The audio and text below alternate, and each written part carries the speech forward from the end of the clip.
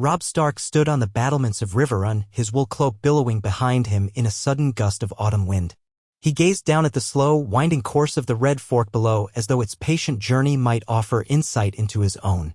Ned Stark was dead, executed by the Lannisters in King's Landing, and the North had risen in wrath. They hailed Robb as their king, a title he had never sought but found thrust upon him by duty, necessity, and the fury of an entire region mourning its murdered lord. The boy who left Winterfell as a son was now a monarch of a rebelling kingdom, charged with avenging his father and protecting his people. Yet if the war had taught him anything thus far, it was that nothing came easy and no victory was certain. Although he was not yet 20, Robb felt the weight of his new crown like a chain around his neck. The war demanded strategic cunning and alliances he had never contemplated in his simpler days at Winterfell.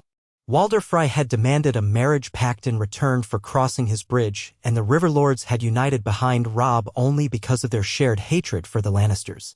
Even in the north, there were lords suspicious of his youth.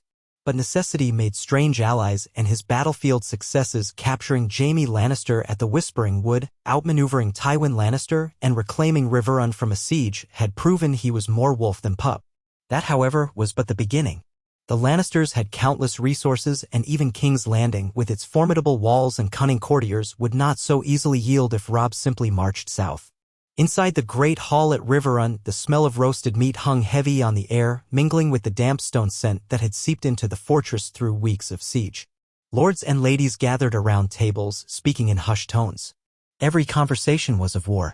Plans for upcoming campaigns hovered at the corners of every whispered rumor.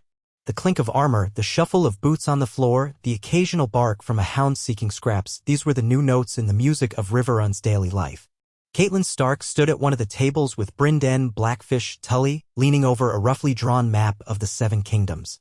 Her eyes traced the southern deserts, the dotted lines indicating trade routes, and the bold scrawl meant to signify the Red Mountains. She was focused on the far south, Dorne. The Martells, stung by the memory of Princess Alia's murder during the sack of King's Landing, had reasons to loathe the Lannisters as fiercely as any. Yet Doran Martell, Prince of Dorne, had remained cautious, content to watch the realm tear itself apart before committing his spears. Or so the rumor said. The idea of forging an alliance with Dorne had been Catelyn's.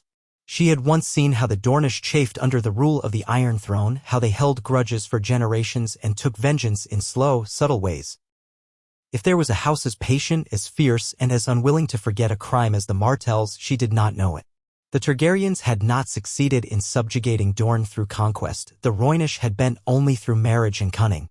An alliance with Dorne could open a second front against the Lannisters, force them to spread out their forces, and hasten a Stark victory, assuming the terms could be acceptable to Doran Martell. But it was a tenuous hope at best. They knew the Martells wanted justice for Elia. They knew Oberyn Martell, the Red Viper, thirsted for Lannister blood. But how to bind their cause to House Martell without losing the limited leverage they already possessed? Catelyn's eyes flicked up from the map and met Robb's as he entered. He looked older now, more careworn, his face marred by lines of worry that no longer belonged solely to a youth. His war mantle, a cloak of gray-brown fur, cast a shadow on his shoulders, and he moved with the measured pace of one who felt the eyes of a kingdom on him. Yet in her, he still saw the anxious mother who had once kissed him goodnight in Winterfell. She could not help but want to shield him from the brutal truth of this war, but she knew that was impossible now. He was king in the north, and she was his subject as much as his mother. When Robb joined her at the table, the other lords took a step back, forming a circle to watch and listen. The Blackfish placed a finger on Dorne, tapping lightly. "The sooner we send an envoy, the better," he said. "The Lannisters will not be idle. If Doran Martell has any sense of opportunity, he might be persuaded to bleed them from the south while we continue our campaigns in the Riverlands and beyond." Catelyn nodded. "I've heard Prince Doran is measured and cautious. He will not rush. But his brother, Oberyn, is of a different temperament altogether. He thirsts for vengeance. If we can convince Oberyn that our war will help avenge Elia and her children, that might bring the Dornish spears north. But what will we offer in return?" asked Edmure Tully, who stood nearby nursing a wounded pride since his mishaps during the earlier battles. He was eager to prove himself useful. Gold alone will not entice Dorne, and they could demand something more intrusive. Robb pressed his hand against the table, curling his fingers as though trying to seize the map's territory for himself. "We do not have the wealth of the Lannisters, but we have a cause that might resonate. We also have Sansa and Arya hostages in King's Landing. If the Martells want to see the Lannisters pulled down, what better way than to aid us in rescuing my sisters and delivering justice? He took a breath, quieting the sudden anger that rose whenever he thought of Sansa and Arya.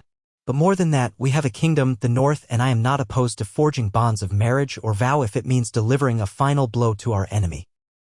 The suggestion hung in the air, and each lord contemplated what it would mean. The North had never wed with Dorne in living memory, but marriage alliances spanned every corner of Westeros. If a match could bind them to the Martells, it might shift the balance of the entire war. Catelyn looked at her son with both pride and trepidation. She saw in him the echo of his father's unyielding sense of duty, but also a new ruthlessness, a willingness to do whatever might ensure victory. Perhaps that was what kings needed. Still, she prayed it would not cost him his soul. That night, Robb summoned his closest advisors to a small solar lit by flickering candles. The wind rattled the shutters, and the swirl of voices outside revealed a castle still abuzz with rumor. The men and women in that solar were the essence of his war council: Catelyn, the Blackfish, Edmure, Great John Umber, Roose Bolton, and a young squire who scratched notes on parchment as they spoke. Robb laid out the plan. They would send Catelyn herself to Sunspear, escorted by a small retinue, to meet with Prince Dor and Martell. Her presence might lend gravitas, signaling that they offered no trivial courtesy but rather a meaningful alliance. She would speak on behalf of the king in the north, promise the Martells vengeance against the Lannisters, and propose a union of houses through marriage should it come to that. It was no small risk. Robb needed his mother's counsel, but more than that, her Tully name and her reputation for careful diplomacy might open doors that others could not. If the Martells listened, if they formed a pact, they could force King Joffrey, or rather his mother Cersei, to fight a war on two major fronts. The gold mines of the Westerlands would not be enough to pay for the blood that would be spilled. The alliance could shift the shape of the war and perhaps end it before more northern lives were lost. Catelyn accepted the mission. Though fear curled in her stomach at the thought of traveling so far south, especially with the roads lined with bandits and the possibility of Lannister raiding parties, she knew her place was wherever she could best serve her son and avenge her husband. The next morning, under the pale sun, she set out with a company of 50 men, sworn swords of the north and the Riverlands, a handful of servants, and a small wagon carrying gifts for the Martells, furs from the north, carved weirwood statuettes, and other tokens meant to reflect northern craftsmanship. The expedition's banners bore the dire wolf and the trout together, a sign of unity between the Starks and Tullis. As they passed through the war-torn Riverlands, the devastation sickened Catelyn. Burned-out farmsteads, roads littered with broken wagons, and villages haunted by hungry, desperate peasants testified to the fury the Lannisters had unleashed. Her guards distributed scraps of food when they could, though they had little to spare. At night, she prayed to the old gods and the new alike that this war would soon end. The thought of forging an alliance with Dorne filled her with apprehension, but also with the faintest glimmer of hope. The journey to Dorne was long. The roads from the Riverlands wound down through the Reach, where they risked crossing near territories sympathetic to Renly Baratheon, who had just recently proclaimed himself king as well. Catelyn took pains to avoid major thoroughfares, slipping around potential battles and paying local lords for safe passage. Rumor claimed Renly held a grand army in the south, with the power of House Tyrell behind him. But Catelyn had no time to treat with Renly. For all his might, he seemed more interested in laying claim to the throne peacefully than in toppling the Lannisters outright. If she failed in her mission to Dorne, perhaps Robb would consider approaching Renly. For now, her path was set. Day by day, the landscape changed. Rolling hills gave way to stony passes, and the air grew dry. By the time they reached the Prince's Pass, which snaked between towering red mountains, the northern men were exhausted by the heat. Yet they pressed on. Sand and grit filled the air, and the horses coughed. Catelyn marveled at the stark beauty of the place. She had been raised in Riverrun, a land of rivers and green fields. The dryness, the swirling desert wind, and the mesmerizing tapestry of red and orange rock walls felt as alien as Essos might. And yet this was part of Westeros, a kingdom that had eluded Targaryen conquest for so long and still maintained a fierce independence under the Iron Throne. Upon finally emerging from the pass, they encountered a Dornish patrol in burnished armor, faces half-shielded by colored veils against the swirling sand. Their leader was a tall, dark-skinned captain with almond-shaped eyes and a short, pointed beard. He introduced himself as Captain Olivar Santagar, a retainer to House Martell. Catelyn and her retinue were escorted to Sunspear under guard, not exactly as prisoners but clearly as visitors whose every move would be monitored. She could sense the wary respect the Dornish had for foreign dignitaries, especially those who might bring them a chance at vengeance or trouble, likely both. Sunspear rose from the desert, a maze of pale stone walls and slender towers shaped by centuries of Roynish influence. As they entered the shadow of its walls, Caitlin felt relief at the sight of its many palm trees, which offered bright green fronds in the midst of the sandy surroundings. The sea glittered just beyond, and the city itself was a lively mix of open-air markets, winding alleys, and the scents of spiced wine and fresh dates. She noted the heavy presence of armed guards in Martell livery, their golden suns blazing on red banners. Beyond them, the people of Dorne carried on with their daily lives, though curious eyes followed the northern visitors wherever they went. Inside the castle, the halls were cooler, with mosaic floors depicting suns, spears, dragons, and waves in swirling patterns. The architecture felt light and airy in comparison to Winterfell's looming gray stone.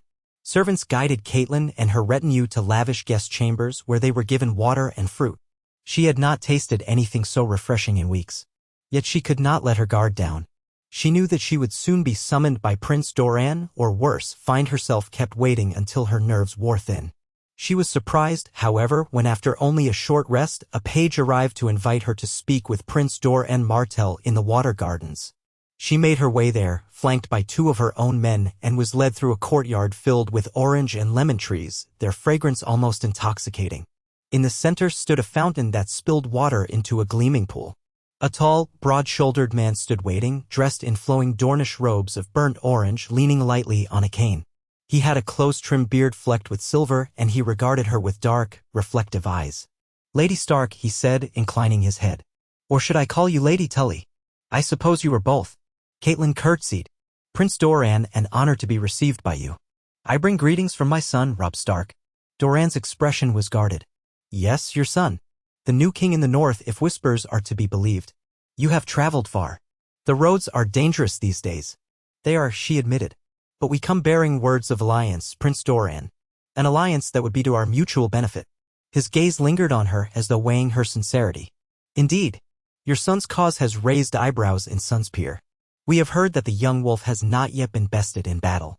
Some among us applaud his ferocity, others wonder if it is the rashness of youth."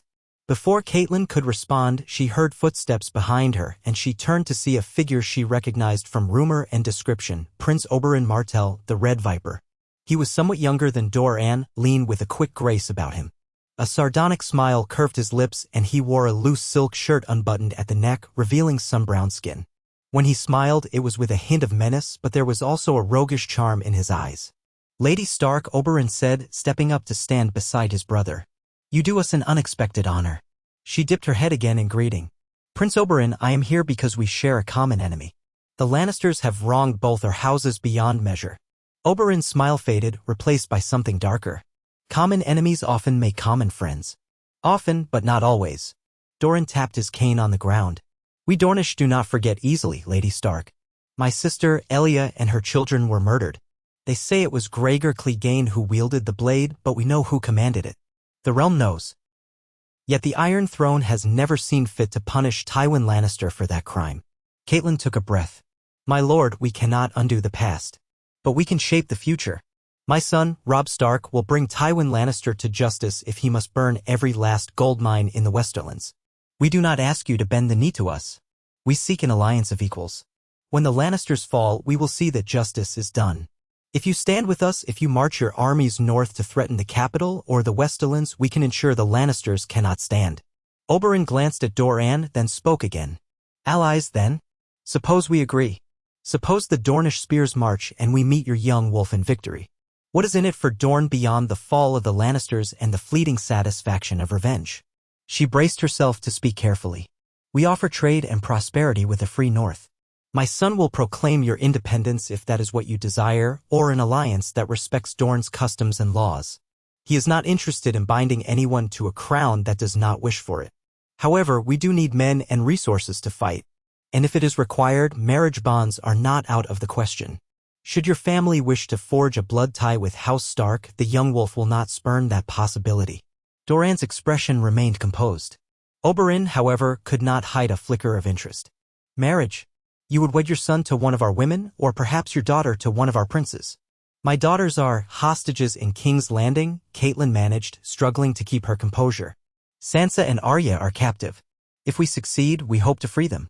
The possibility remains open if one of them might make a match with a Martell.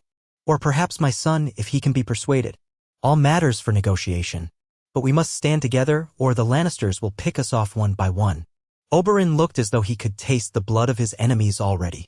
I have long wished to see Casterly Rock crumble, Lady Stark, but an alliance is Prince Doran's decision to make. I am only his brother, albeit his most devoted one. He offered a mocking half-bow and Catelyn sensed the coiled tension within him. She guessed that Oberyn would throw his full support behind Robb's cause if he thought it would bring him face-to-face with Gregor Clegane and Tywin Lannister. For a time, Doran did not speak, only studied her in silence. Then he asked her to walk with him by the pools. The water reflected the sky in a blue mirror and children ran giggling in the distance. Doran's measured pace forced them to stroll slowly. I am not a man who is easily moved by passion, Lady Stark. I have the future of my house and my people to consider. War ravages more than armies. My people have suffered greatly in the past. Yet I do not forget the crimes of House Lannister. If it were my choice alone, I would have responded decades ago, but the sands shift slowly in Dorne. We have awaited the right moment, the right cause. Catelyn nodded, feeling the gravity of his words.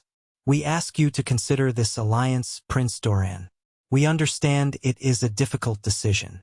But if you do not join now, the Lannisters may consolidate their power or form other alliances that leave you vulnerable in the future. My son has proven himself in battle. He is the only king who has won consistent victories against the Lannisters. We believe Dorne's support could tip the scales decisively. Doran turned, his gaze sweeping the courtyard. You may remain in Sunspear as my guest while I speak with my advisors and consult my family. In the meantime, you will find our hospitality warm, I trust. But remember, Lady Stark, the sands of Dorne hide many vipers. Not all men here are as patient as I am. Catelyn dipped her head in thanks, well aware that the greatest viper of all was standing only a few yards away, listening. Oberyn Martell leaned casually against a carved pillar, his eyes never leaving them. Thus began Catelyn's days of waiting in Sunspear, which stretched into weeks. She was treated courteously, given a suite of rooms overlooking the sea, and allowed to walk the winding corridors of the palace. Every day, the heat pressed down like a living thing, a stark contrast to the crisp air of the north. She tried to imagine how Robb was faring in her absence, if he had pressed the war more aggressively, if the River Lords still stood firm. She prayed her mission would succeed before events overtook them. At times, Prince Oberyn sought her company. He displayed an unsettling mix of frank charm and pointed inquiry, always trying to gauge how far Robb Stark would go, how many men he commanded, and whether the Stark sense of honor might become a liability. Catelyn answered carefully, never revealing more than she ought, but also recognizing the wisdom of forging a friendship with Oberyn. He was a warrior of renown, and if he supported the alliance, Doran would find it difficult to resist the momentum. At other times, Doran invited her to private dinners where he asked thoughtful questions about the North, its climate, its lords, its allegiances. Catelyn sensed he was mapping out not only the political terrain but also her son's personality. She spoke of Robb's sense of justice, his devotion to family, and his willingness to do whatever was needed to protect the North. One evening, while the sun sank in a blaze of crimson over the Dornish sea, Doran Martell gave his answer. Catelyn, wearing a flowing dress of pale blue silk that clung uncomfortably in the humid air, was summoned to a secluded courtyard. She found him seated beside a trickling fountain with Oberyn standing behind him, arms crossed. Several attendants hovered nearby, but no one else spoke. A hush lay over the courtyard, broken only by the murmur of water and the rustle of palm fronds in the breeze. We have deliberated long, Lady Stark, said Doran. You bring a compelling proposal. The Lannisters have escaped justice for far too long. My people cry out for vengeance, though I have told them that vengeance must be carefully planned and timed. He paused, letting that sink in. Your son's war is a righteous one. I will not pretend we have no other aims in supporting you, but let us say that we share enough common ground to walk together for now. Relief warred with caution in Catelyn's heart. Then you will join us? Doran inclined his head. I will send dispatches to the lords of Dorne, calling for the banners. You shall have 20,000 Dornish spears and horse. My brother Oberyn will lead a spearhead, eager as he is. He gestured to Oberyn, who smiled in a way that reminded Catelyn of a cat about to pounce. We will march through the Reach or along the coast, whichever path proves most strategic, and ensure that the Lannisters cannot focus solely on the north. In return, we expect certain guarantees that the Martells will be given a seat of high honor in any new ruling arrangement, that the crimes against Elia will be addressed, and that certain trade concessions with the North and the Riverlands will be established once the war is concluded. Catelyn almost sagged with relief. You have my son's word on that, my lord. And I promise you, House Stark does not forget its debts nor its friends. Oberyn stepped forward. It may also be wise to bind our houses with a marriage. If your son would consider taking a Dornish bride, perhaps one of my daughters or another Martell kin. If he has an heir with a Dornish mother, our blood ties will be unbreakable. She hesitated, knowing that this was one of the possible outcomes. I will carry that proposal to my son. He will consider it, I am sure. Then we are agreed, said Doran. I will pen a letter to Robb Stark outlining the terms. We will need couriers to coordinate our movements. Catelyn dipped her head. My lord, you have made a choice that will change the tide of this war. So I intend, said Doran. The sun rises in the south, Lady Stark. Let the north remember who stood by them when the wolf howled. Word was sent swiftly to Robb. Dorne was now an ally. The cogs of war began to turn at a furious pace. Caravans of provisions were assembled, quartermasters took stock of arms, and companies of spearmen set out to muster local lords. The loyalty of House Martell commanded the loyalty of most Dornish houses, and even those who chafed under Doran's rule had little love for the Lannisters. Dorne mobilized for war. While Catelyn prepared for her return to Riverrun, Oberyn Martell himself prepared to ride out at the head of an advance force. He would lead 1,000 mounted spears, swift and deadly, aiming to strike deep into the heart of the Stormlands or the Reach if any lord tried to bar his path. He took pleasure, it seemed, in anticipating any confrontation that might lead him closer to his ultimate goal, Gregor Clegane. As for Doran, he would remain behind in Sunspear to oversee the grand strategy and keep the lines of communication open. Catelyn departed Sunspear in late afternoon, accompanied by a group of Dornish courtiers and a small escort of Dornish knights sent to protect her on the journey. Their route would be more direct this time. They planned to ride through the Bowway, heading northeast until they could skirt the Stormlands. They still had to be mindful of Renly Baratheon's new seat of power, but word had it that Renly was gathering his forces near Bitterbridge. With luck, they could pass unnoticed or unhindered. This time, traveling under the blazing Dornish sun, Catelyn felt a quiet sense of triumph. The alliance with Dorne was monumental, a shift no one else in the realm had expected. With 20,000 Dornish spears threatening the Lannisters from the south, Robb might have the respite and advantage he needed to free the Riverlands completely and then turn his full might toward King's Landing or Harrenhal. The crucial question was how Tywin Lannister would respond. If Tywin was already struggling to contain the uprisings in the west and the Riverlands, plus hold the capital for Joffrey, having Dorne at war with him might break his capacity to wage a multi-front conflict. She allowed herself a small glimmer of hope for her daughters. If the war turned swiftly in Robb's favor, perhaps Sansa and Arya could be freed. She could hardly bear to think of them in the hands of that vicious boy king, Joffrey, and his mother, Cersei. Yet thoughts of victory buoyed her as she led the party north. No matter how scorched the land felt underfoot, a cool wind of promise blew across her heart. As Catelyn made her way back, events in the Riverlands advanced rapidly. Robb received Prince Doran's letter with a mixture of joy and relief. Summoning his war council, he shared the news that Dorne was mobilizing. Greyjohn Umber let out a booming laugh, bellowing that the Lannisters would soon be pinched like a rabbit in a snare. Edmure Tully looked abashed that he had doubted whether Dorne would commit, but he was equally pleased to hear of the alliance. Roose Bolton, who rarely revealed any strong emotion, gave a faint, cold smile as if calculating how best to use this development to the North's advantage. The first move, Robb decided, would be to push the Lannisters fully out of the Riverlands. Word had it that Tywin had withdrawn to Harrenhal, leaving Gregor Clegane to harass the countryside. Ser Jaime was still Robb's hostage, kept under careful guard in the depths of Riverrun. The Lannister hold on the region was precarious, and Tywin likely had one eye fixed on the roads south in case Renly or Stannis decided to march on King's Landing. Now, with Dorne's spears joining the fray, Robb sensed the moment to strike. Yet he could not proceed blindly. The alliance with Dorne might take weeks before real forces began to move in from the south. Oberyn's vanguard was rumored to be swift, but it would still need time to reach the heart of the conflict. In the meantime, Tywin might act. He might try to break Robb's lines or capture Riverrun again. Or he might retreat entirely, consolidate his power around the capital. Unknown variables swirled like crows in a winter sky.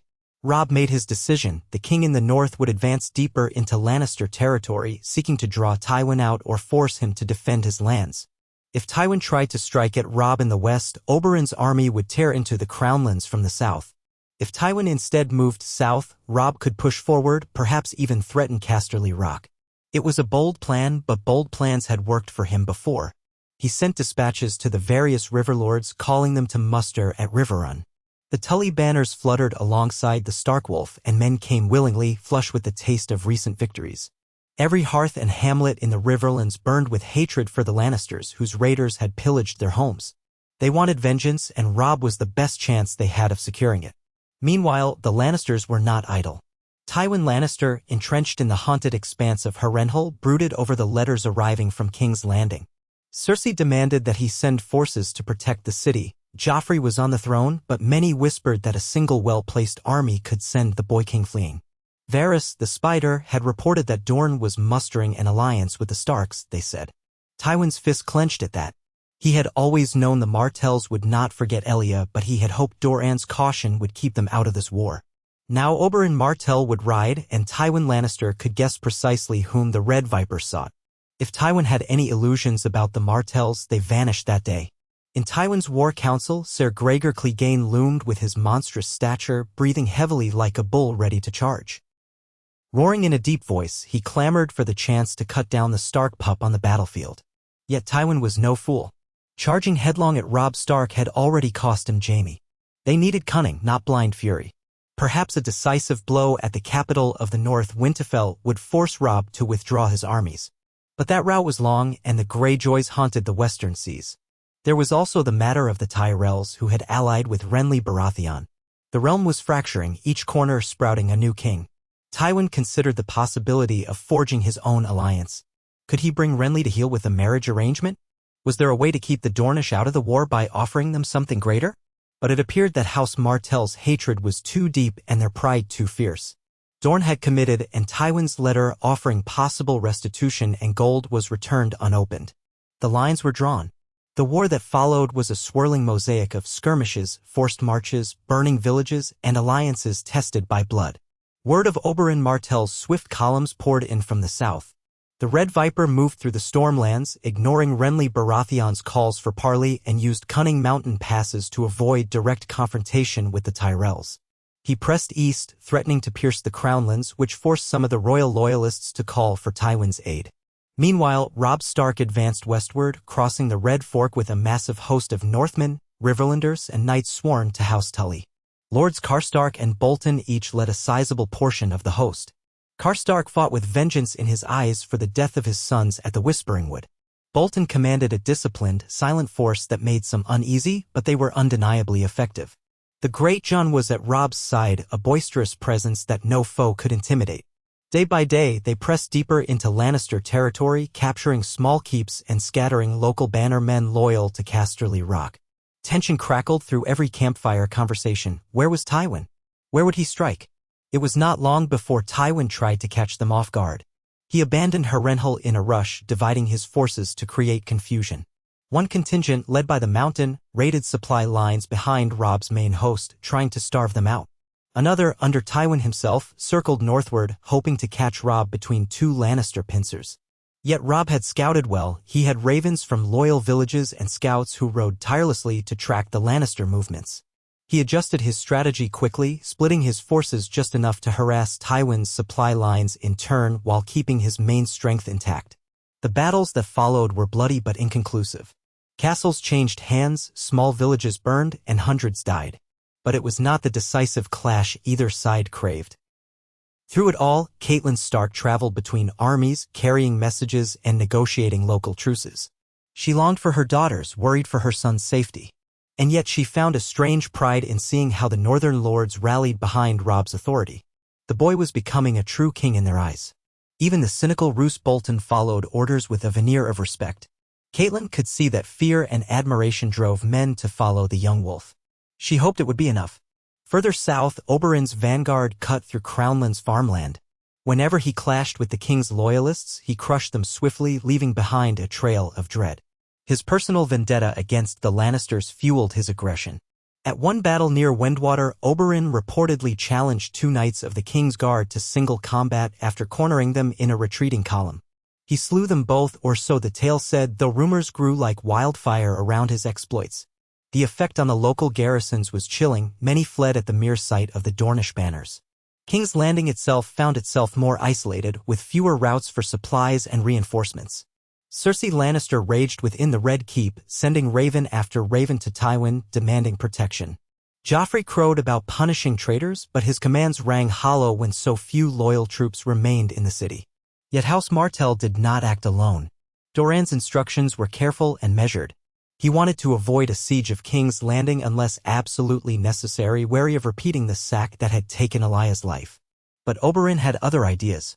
If he could breach the city walls, he might take revenge on every Lannister within.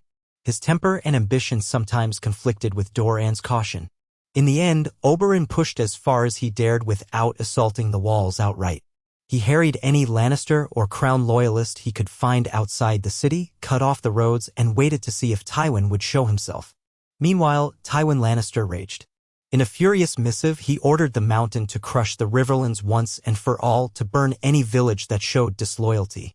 He hoped to lure Robb into an ill-advised pursuit while Tywin doubled back to relieve King's Landing. But the plan was undone by Bolton's ruthless efficiency. Roose Bolton managed to intercept Gregor Clegane's raiders near the Blackwater Rush. In a midnight ambush, the Bolton men fell upon the Mountain's troops while they slept, setting fire to tents and barricading escape routes. The Mountain's ferocity was legendary, and he slaughtered dozens before leading the survivors in a brutal breakout, but he lost half his force. Worse, the attempt to threaten Robb's rear had failed. Tywin realized too late that the Northmen were no longer amateurs. They were led by cunning generals who fought for a king they believed in. Forced to react, Tywin turned southward to protect King's Landing, hoping to unite with any loyal forces along the way. But by then, Oberyn had entrenched positions near key roads, and the Crownlands braced for a clash of titans. And so it came to pass that Robb, now free of the immediate threat of Tywin's main army, pressed further west into Lannister lands, threatening the very seat of House Lannister. If Robb's host could take Casterly Rock, the symbolic blow would be immense. Even if they could not hold it for long, the humiliation alone would be catastrophic for Tywin. At Riverrun, the Blackfish organized the castle's defenses, ensuring that even if Robb's army marched far to the west, Riverrun would not be left vulnerable to any stray Lannister raiders. A chain of ravens flew day and night, carrying updates. Catelyn traveled with Robb once again, determined to counsel her son but also to see the war's outcome for herself. They found themselves moving at a punishing pace, covering miles of hostile territory each day. The northern men grumbled about the heat, but they were resolute. Rumors reached them that Renly Baratheon had engaged in some negotiations with Stannis, his older brother, which might alter the political landscape still further. But for the moment, the crucial battles lay between Stark, Lannister, and Martell. One dawn, in a rolling plain near Ashmark, Robb's army clashed with a Lannister force led by Ser Adam Marbrand, one of Tywin's ablest commanders. Marbrand's cavalry was lethal, but the Northmen had entrenched positions overnight, digging ditches and placing sharpened stakes to break cavalry charges. When Marbrand's horsemen thundered forward, they found themselves impaled or thrown into chaos. Robb's archers loosed a deadly volley from the flanks. Marbrand tried to rally, but the Great John led a furious countercharge of northern cavalry that shattered the Lannisters. Marbrand himself escaped wounded, leaving hundreds of Red Cloak dead behind. The victory thrilled Robb's men. Yet war had its costs. In the aftermath, Robb walked among the bodies, pale and silent. He had ordered the killing, and though he recognized it was necessary, each death weighed on him. Catelyn placed a gentle hand on his shoulder, recalling how Ned had once told her that the man who passes the sentence should swing the sword. Ned's sense of justice had passed to Robb, but so had the burden of leadership. There was no respite for him. He asked her if she thought he was doing the right thing.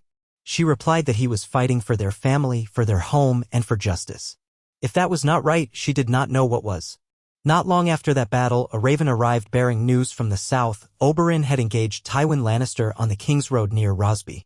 The details were sparse, but it seemed Oberyn had forced Tywin into a pitched battle, with the Red Viper determined to break the Lannister host before it could reach King's Landing.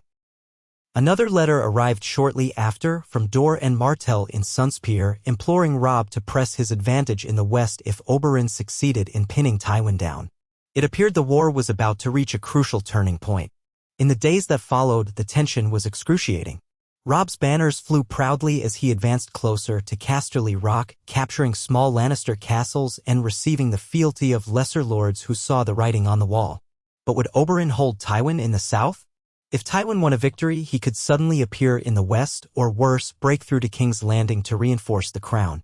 If Oberyn won, the capital might fall, or at least become vulnerable, which could force a surrender or a negotiated peace. Then the Raven came. Oberyn Martell had engaged Tywin in open battle near the town of Duskendale, not far from the coast. Accounts said it was a bloody fight, with the Red Viper unleashing cunning tactics, forcing the Lannisters into tight quarters where their numerical advantage was blunted. Oberyn fought with a frenzied skill, inspiring his Dornish spearmen to cut through the Lannister lines. Tywin tried to retreat in good order, but Dornish light cavalry harried his flanks, and local levies rose against the Lannisters, outraged by past atrocities. The result was a near rout for Tywin, who escaped with the remnants of his host but could not head to King's Landing without facing more Dornish aggression. He was rumored to have lost thousands of men, and his aura of invincibility shattered. Oberyn, wounded but triumphant, reportedly crowed about the taste of Lannister blood. With Tywin's host in disarray, King's Landing stood more exposed than ever. Cersei tried to rally defenses, but with so many houses turned against them, the Goldcloaks wavered, the smallfolk murmured about rebellion, and even Petyr Baelish and Varys kept their own counsel, not wishing to be on the losing side. A sense of doom clung to the Red Keep as ravens brought dire news of the war's progress. Encouraged by Oberyn's success, Robb Stark pressed forward with renewed vigor. He reached the outskirts of Casterly Rock, the seat of Lannister power. Never in living memory had a foreign army threatened the rock itself. The Lannister defenders were well dug in, but their morale was shaken by the knowledge that Tywin was not coming to save them, at least not anytime soon. Robb laid siege to the imposing fortress with a mixture of daring and caution, well aware that the rock would not fall easily. But just placing it under siege was a stunning blow to Lannister prestige. If he even partially succeeded in sacking the place, taking gold, capturing prominent Lannisters, it would be an unprecedented victory. As the siege began, Robb received yet another raven, this one bearing the seal of Prince Dorne Martell. It contained more than just congratulations. It suggested that if Casterly Rock fell, House Martell would push for a swift negotiation with the Iron Throne, insisting on severe reparations for the murder of Elia and her children, plus the official sanction of the North's independence. Dorne also pressed once more for a marriage alliance, hinting that a union of House Stark and House Martell might be necessary to stabilize the realm after the war. Catelyn watched Robb read this letter, saw the mix of triumph and dread in his features. He was no longer a mere warrior. He was becoming a king with a realm to manage, alliances to forge, and politics to navigate. She prayed he would be equal to the task. Letters came from other quarters as well. Some storm lords, uncertain of Renly's strength, reached out to Robb, offering to treat with the king in the north. Ambassadors from the Vale inquired about forging a pact, though Lysa Arryn remained aloof, cowering in the Eyrie. The realm was dividing, with each region hedging bets. In the north, beyond the wall, there were whispers of wildling movements, but that seemed a distant threat compared to the immediate crisis in the south. Still, old alliances and enmities stirred, and all of it landed on Robb's shoulders. The siege of Casterly Rock dragged on. Unlike the castles of the Riverlands, the rock was a fortress carved out of a towering promontory. Its sea gate guarded access from the ocean, and the landward walls were thick. Robb set his engineers to work constructing siege engines. Lords Karstark and Bolton scouted the surrounding areas, capturing supply wagons bound for the fortress. Weeks turned into months of stalemate. Some of the men grew restless, hungry for a final battle. But Robb knew better than to launch an all-out assault on an impregnable fortress. He waited, letting hunger and despair gnaw at the defenders within. Winter's chill began to creep in, even in the more temperate west, reminding everyone that the seasons changed, war or no war. Ravens from the north spoke of the oncoming cold. The men huddled in their cloaks at night, sharing flasks of ale and telling stories of home. The southerners among them shivered, unaccustomed to such cold. But still the siege lines held. A sense of inevitability began to grow among the defenders of the rock. Their storerooms were finite, their morale spent. Rumor had it that Kevan Lannister had tried to slip away with a force in the night to find Tywin, but he was intercepted by the Karstarks and forced to withdraw. The fortress was isolated. Finally, after a particularly harsh storm battered the coast, envoys from Casterly Rock rode out under a white flag, requesting terms. Robb Stark met them in his pavilion, a large tent decked with furs and the Stark banner.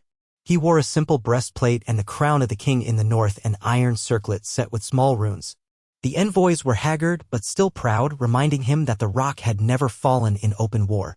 Robb's face was grim when they tried to bargain for leniency. He demanded the fortress be surrendered fully. The Lannister banners would be taken down to be replaced by the dire Wolf of Stark.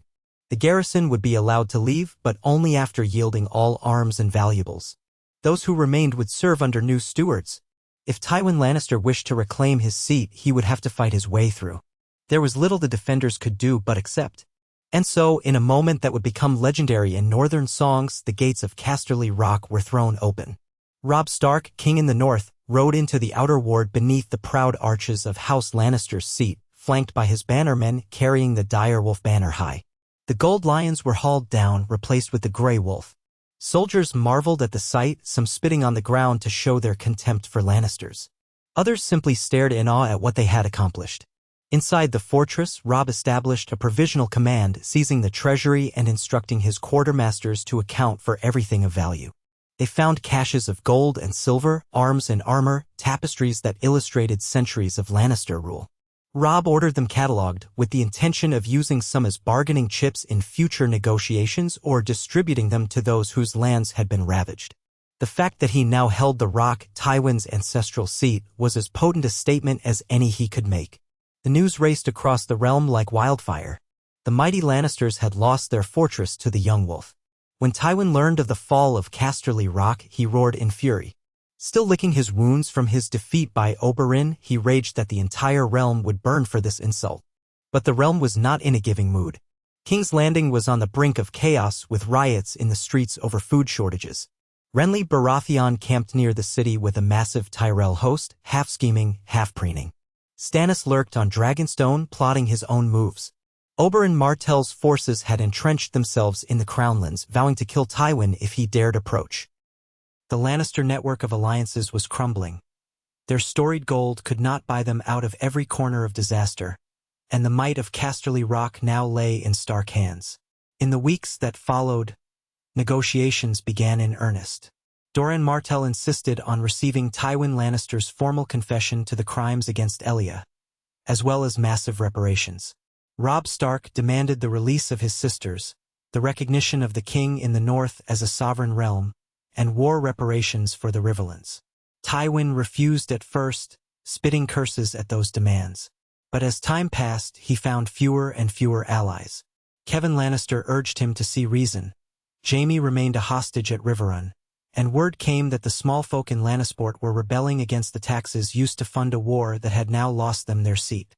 Slowly, piece by piece, Tywin's stone wall of stubbornness crumbled. A great council was called in the neutral ground of the Reach, with representatives from all major houses, including Baratheon, Tyrell, Martell, Stark, Tully, and Greyjoy. There, the future of the realm would be decided. Robb Stark arrived in modest splendor, his soldiers clad in the wolf insignia, bearing testimony to their victories. With him came Catelyn, the Blackfish, and other high lords of the North and Riverlands. From Dorne came Oberyn Martell, still bearing scars from battle, accompanied by a delegation of Dornish nobles. Renly arrived with Margaery Tyrell on his arm, proclaiming himself the rightful king with Tyrell backing. Stannis, grim-faced, demanded respect for his claim. Yet the unstoppable force of events had turned the realm into something new, and none could ignore the man who held the rock and had bested Tywin Lannister. Catelyn watched as Robb negotiated from a position of undeniable strength. The new king in the north carried himself with dignity, a calm confidence that both comforted and unsettled her. He was no longer the boy she had sent off from Winterfell. He was a leader shaped by war, alliances, and the weight of thousands of lives. The Martells stood beside him, fierce and unyielding. With Dorne's unwavering support, he pressed Tywin to relinquish hostages, gold, and formal recognition of the North's independence. Meanwhile, Dorne demanded justice for Elia. An uneasy hush fell when Tywin finally agreed to pay enormous sums of gold to House Martell and to the families of those lost in the war, with a public condemnation of Gregor Clegane's butchery. The Mountain himself had vanished, rumored to be gravely injured or dead. No one was entirely sure. Oberyn raged at the thought he might be robbed of his revenge, but forced himself to accept the settlement for the sake of Dorne's future. And so it was that a fragile peace began to emerge. King's Landing was not sacked, and Joffrey Lannister, still a boy, still cruel, remained on the throne, though his hold was tenuous. Many suspected that the city would not remain under Lannister control for long, with so many powers encircling it. But for the moment, the immediate war drew to a close. The official treaty recognized the North as an independent kingdom under King Robb Stark, the Riverlands as a close ally under Tully protection, and Dorne as a semi-autonomous region with extensive concessions. The Lannisters, humiliated, withdrew to salvage what they could of their western domains. Jaime was ultimately returned in exchange for Sansa and Arya, though the negotiation was fraught with tension and demanded multiple hostages on each side. When at last Sansa and Arya stood before Catelyn and Robb, their eyes wide with relief and heartbreak, Catelyn wept. Arya was thin, ragged from her captivity, but her spirit was bright. Sansa seemed subdued, haunted by her time in King's Landing. Robb embraced them both, tears in his eyes. The cost had been high, but the reward was seeing them free. In the moons that followed, the Grand Alliance meeting concluded, with the realm partitioned in a manner that would have stunned any who had lived under Robert Baratheon's reign. Robb Stark returned north with his sisters and his mother, triumphant but laden with responsibility. The North looked to him for leadership in a time of uncertain peace. The Riverlands, scarred by war, needed rebuilding. Dorne began to see trade flourish with the North as new shipping lanes opened from White Harbor down the eastern coast. The pages of history were being written anew, with the name of the young wolf etched in bold letters. Yet for all that, as Catelyn rode beside Robb on the road to Winterfell, she could see the shadows in his eyes. She knew the cost of victory. Hundreds of northern men lay dead in faraway fields. Old alliances in the south might shift yet again, and the Iron Throne, though weakened, still stood. King Joffrey might nurse his hatred for the Starks, or some other contender might rise. But for the moment, the North was free, and her family was reunited, though grievously changed by all they had endured. Often at night, Catelyn would dream of Ned, remembering his clear gray eyes and the gentle strength with which he had ruled Winterfell. She felt certain that in the deep hush of the Godwood, the old gods bore silent witness to how his children had avenged him, forging alliances that spanned deserts and storms, mountains and rivers. She remembered how she had ventured south to secure the friendship of a proud and distant land, coaxing the Martells to join a cause that seemed so distant from their own. Yet the seeds planted there had grown into a power that even Tywin Lannister could not break. With the sunrise on the horizon, Robb spurred his horse ahead, the northern banner rippling behind him. Though victory was theirs, the scars of war were not so easily erased. Around them, the winter winds whispered of a coming cold that might test them all in new ways. But for now, the boy who had been named king in the North rode home with his mother, his sisters, and his loyal bannermen, trailing a legend behind him. And in the deep south, Dorne stood as a testament to what alliances could achieve, watching carefully for the next time vengeance or ambition might call them into the fray. Time would tell if the new peace would last or if the realm would descend once more into chaos. Yet one truth shone clearly as a newly risen star: the forging of that early alliance with Dorne had reshaped the War of the Five Kings. It had toppled the unassailable, delivered justice for some of the greatest crimes, and proven that even a wolf from the cold north could find a friend in the burning sands. If only Ned Stark could have seen it, perhaps he would have marveled at how the bonds of family, loyalty, and necessity transcended borders and old grudges, forging a path where none had existed before. And as the ravens flew, carrying word of the new dawn across the Seven Kingdoms, the songs began, of how the young wolf and the red viper, as unlikely an alliance as any, had met the lion's roar with steel and fire, changing the fate of Westeros forever. Robb Stark stood on the walls of Winterfell, gazing out over the snow-blanketed courtyard where his men toiled in the bitter cold.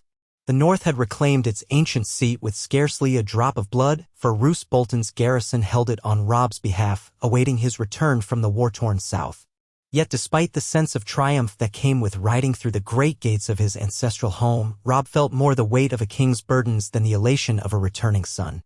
He had won a great victory against House Lannister, forged an alliance with Dorne that no one had seen coming, and secured the release of his sisters. But a realm at peace rarely stayed that way for long. And these days, the peace felt precarious, a bubble on a swift-moving stream. He paced along the battlements, his breath misting in the chill air. The ramparts were manned by men from many northern houses, Umbers, Karstarks, Manderleys, Glovers, all gathered in Winterfell to pay homage to the king in the north. Snow swirled around them in gentle flurries, settling on their furs. The onset of winter was more than just a herald of cold, it was a reminder that time in the north flowed according to its own ancient rhythms and that the mistakes of southern kings mattered little to the White Walkers rumored to stir beyond the wall. Yet for now, the greatest threats were still political. Old alliances shifted like dunes. Many still remembered that the Targaryens had once come from across the sea, some suspected Daenerys, the last scion, might yet appear. The Baratheon brothers Renly and Stannis had not settled their differences. And somewhere in the Westerlands, Tywin Lannister licked his wounds, possibly plotting a vengeful return. Even with Casterly Rock in northern hands, Robb did not delude himself that the Lannisters were a spent force. A voice at his back broke his reverie. "Your Grace," said Catelyn, stepping forward. She wrapped herself in a thick cloak lined with wolf fur, for even as a woman of the Riverlands, she had grown accustomed to northern winters over her many years. "You didn't come to break your fast. I thought perhaps you needed company." Robb managed a faint smile. "I thank you. I was just thinking how different it feels to be home. I used to run along these walls as a boy, racing Jon or Theon. Now I'm the king who must order them mended, who must see to the rations that will feed our people through the winter." She placed a gloved hand on his arm. "It is a heavy crown, I know, but you have brought the North back to safety. Your alliance with Dorne, your victories in the Riverlands and Westerlands, none of those were small feats." He stared out into the white wastes beyond the walls. "I only hope we can hold on to what we've gained. The Riverlands still need rebuilding. Father's death is avenged in part, but the cost has been staggering. And I fear Tywin Lannister will not rest quietly after what we did at Casterly Rock." They descended from the battlements together, making their way inside Winterfell's main keep, where the corridors hummed with a new kind of activity. Servants bustled carrying firewood, maids rushed with steaming kettles of hot water, and the distant clang of metal indicated that the blacksmith's forge was busy repairing armor from the last campaign. The warmth inside, though modest, was a welcome contrast to the biting wind outside. Torches flickered in the corridor sconces, casting shadows that danced along the stone walls. In the great hall, a fire roared at the hearth. It was smaller than the feasting hall at Riverrun or the watery, open-air colonnades of Sunspear, but to Robb it felt more like home than any other place in the world. The old banners of House Stark hung on the walls, newly cleaned but still bearing the marks of long decades swaying in the cold. Long tables were laid out for a forthcoming meal. He saw lords and ladies in conversation, voices overlapping in a steady hum. There, Lady Meage Mormont spoke in brusque tones with Galbart Glover. Ser Wylis Manderley, heir to Lord Wyman Manderley, stood near the dais, having arrived with a retinue from White Harbor bearing news of fresh trade with Dorne. And in one corner, stoic Roose Bolton stood alone, a cup of wine in hand, his pale eyes watchful as ever. Upon sighting Robb, the assembled lords and ladies bowed their heads. Some greeted him by name, others simply gave him the short, respectful salutation due a king. Robb offered them each a small nod, then moved toward the dais, where the high table stood. He'd scarcely reached it when a raven-tressed servant curtsied and presented him with a letter, sealed by wax impressed with the sun and spear of House Martell. Robb felt a jolt of anticipation. News from Dorne always carried weight these days. He broke the seal and read the letter in silence, aware that many watchful eyes took note of his expression.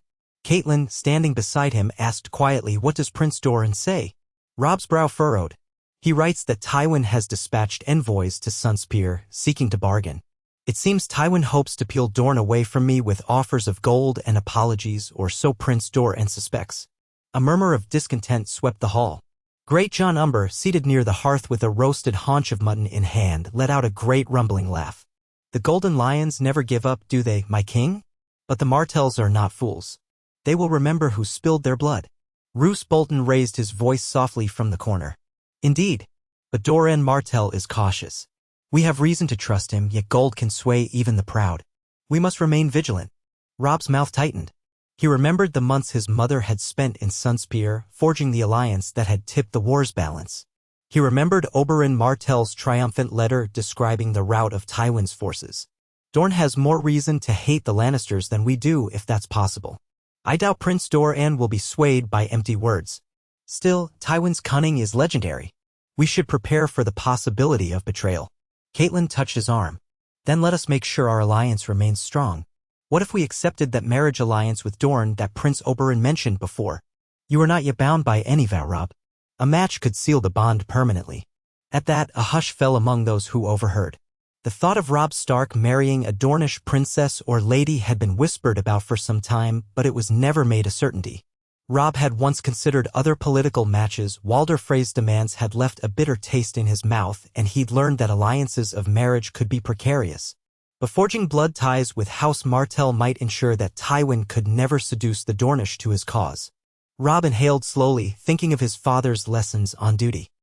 He had nearly been betrothed to a Frey, an obligation that had weighed on him like a sword's edge. The war had intervened before he could follow through. I will consider it, he said at last, his voice quiet. But I would know more about the lady in question before I make a promise that shapes the fate of the North for generations.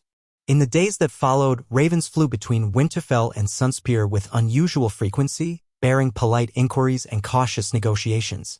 Prince Doran, in his measured way, spoke of a potential match with one of his nieces. Oberyn Martell's own daughters, the Sand Snakes, were known for their fierce spirits, but few of them were of an age or temperament to become queen. The Martell extended family was broad, however, and somewhere within that Roynish bloodline might be a suitable bride for Robb Stark. In the midst of these negotiations, winter's cold deepened. The snows in Winterfell rose to knee-height in the courtyards, and the pools in the Godwood froze over. The men muttered about the length of the season to come. Still, life at Winterfell carried on as it had for thousands of years, with lords and ladies huddling near the hearths and the castle bustling with tasks to prepare for deeper cold. Sansa and Arya found themselves readjusting to northern life. Sansa was quiet, often slipping away to sit by a window with a view of the Wolfswood, her eyes distant. She had been through so much in King's Landing: Joffrey's cruelty, Cersei's manipulations, the terror of never knowing if each day might bring news of Robb's defeat. She smiled politely when spoken to, but Catelyn worried that her daughter had locked something away in her heart. Arya, by contrast, prowled the corridors with restless energy, wearing breeches and a thick vest, sometimes practicing sword forms with a wooden blade. The trauma she'd endured, scraps of life on the run, losing her friend Yoren, being forced to hide her identity, had left her angry and impatient for action. Robb could see the echo of their father's face in each of them, albeit changed by sorrow. With them safe now, he felt a measure of peace, though it did not wipe away the war's burdens. Weeks turned into a month as winter's gloom spread, and at last, a raven arrived from Dorne, sealed with the Martell Sunan spear as well as a personal symbol from Oberyn, coiled vipers around the edges. Robb read the message in private, then called his mother and a handful of trusted lords to the Great Hall. There, his voice echoed among the stone columns. Prince Doran writes that Tywin's envoys have escalated their offers. They promise restitution for Elaya's murder, a massive dowry, trade concessions, and the Mountain's head on a spike if the Martells abandon their alliance with us. But Doran, so far, remains unmoved. He asks for our renewed pledge of friendship. And he confirms that his niece, Arianne Martell, would be an ideal candidate for the crown in the north should I wish to finalize that arrangement. Great John Umber slammed a fist against the table. Those damned Lannisters. Even having lost their seat, they think their gold can buy them out of every crime. They would see us undone if it suited them. Roose Bolton's expression remained unreadable. Arianne Martell is Prince Doran's heir under Dornish law, is she not? That would mean forging a bond with the one who might someday rule Dorne. Interesting indeed. Catelyn gave her son a measured look. She knew that Robb had not wanted to marry for politics alone. He had always, in his boyhood, hoped for a match born of love or at least mutual respect. But these were dark, shifting times. She nodded. If Arianne is truly willing, it would tie our houses in a way no envoy or treaty ever could. Robb exhaled, tension etched across his features. Very well. I will write to Prince Doran and say that I accept the betrothal on the understanding that we meet in person once spring allows safe travel. The snows will keep us in the north for a while yet, but once the roads clear, perhaps we can hold a grand ceremony here or in Sunspier. So it was decided, with letters exchanged sealing a formal betrothal between the king in the north and Arianne Martell, heir to Dorne. Robb's council mostly approved, though a few older lords muttered that they knew little of Dornish ways, that the climate, the faith, the culture were all so foreign. Still, the Martells had proven themselves stalwart allies, and the memory of how their spears helped crush Tywin's armies in the Crownlands still stirred gratitude in northern hearts. All the while, rumors trickled in from the wider realm. Word had it that Renly Baratheon, installed at Highgarden with the Tyrells, was still styling himself King Renly, though his claim to the Iron Throne was overshadowed by Joffrey's presence in King's Landing and Stannis's unyielding insistence on being Robert's rightful heir. The capital itself was said to be a nest of vipers. King Joffrey was rumored to have grown even crueler, executing small folk who dared to protest bread shortages, his mother Cersei overshadowed by new advisors whose loyalty was suspect. Tywin himself had retreated to a stronghold in the Stormlands, apparently gathering an army from whatever lords still clung to the Lannisters in hopes of future gold and favor. Few expected him to remain idle. Thus, even as winter deepened, the lines of a future conflict seemed to form again. Despite the uneasy news, day-to-day life at Winterfell took on a welcome familiarity. The blacksmith hammered swords and axes, shaping steel for the men who stood guard on the walls. The kitchens were alive with the scent of stews and fresh bread. Lords hunted in the wolf's wood when weather permitted, returning with game to feed the growing household. At night, the great hall was filled with the crackle of logs on the fire, while bards played mournful tunes or told epic tales of the war just ended. Robb oversaw it all with a calm that belied the weight on his heart. Sometimes he would find a moment to slip away to the godwood, kneel beneath the red leaves of the weirwood, and whisper silent prayers, thinking of his father. He hoped Ned was proud wherever his spirit might be. It was there, in the godwood, that Jon Snow found him when he arrived unexpectedly from the wall. Jon rode through Winterfell's gate one snowy afternoon, accompanied by a handful of black brothers, each on weary mounts. They brought tidings from Castle Black that chilled the heart more than winter wind. Robb embraced Jon. Though they were half-brothers, they had been raised side by side, and the war had parted them for too long. Jon wore the black cloak of the Night's Watch, bound by oaths that separated him from the politics of kings and lords. But the look in Jon's dark eyes was haunted, and his hair was flecked with ice as he bowed to Robb in the godwood. "Robb," Jon said, his voice low and urgent. "I've come with permission from Lord Commander Mormont. There are things happening beyond the wall. The wildlings are gathering under a man named Mance Rayder. They may attempt to breach the wall soon. We need the North's support, or the realm might face a threat it has never seen." Robb felt an unease stirring. He had heard tales of the White Walkers, of dire omens, but the realm's political chaos had pushed those rumors aside. "You speak of the wildlings. We've always known they raid from time to time, but a full-scale invasion? Why now?" Jon's gaze flickered to the red leaves overhead. "Because something worse than wildlings stalks them. There are stories of the dead walking. Of others. Of whites. I've seen things I can't fully explain. Mormont believes there's a great threat building in the far north. The wildlings fear it enough to unite. If they can't cross the wall, they'll die, and if they do cross, we might." Caitlin, who stood nearby, pressed a hand to her throat. "The dead walking. Jon, are you certain?" Jon nodded gravely. "I've seen a white with my own eyes. Killed it with fire. The old stories are not just stories." A hush settled over the godwood. Robb felt a chill unrelated to the cold air. For all the wars in the south, for all the politics and cunning deals, here was a threat that rendered them moot. The others.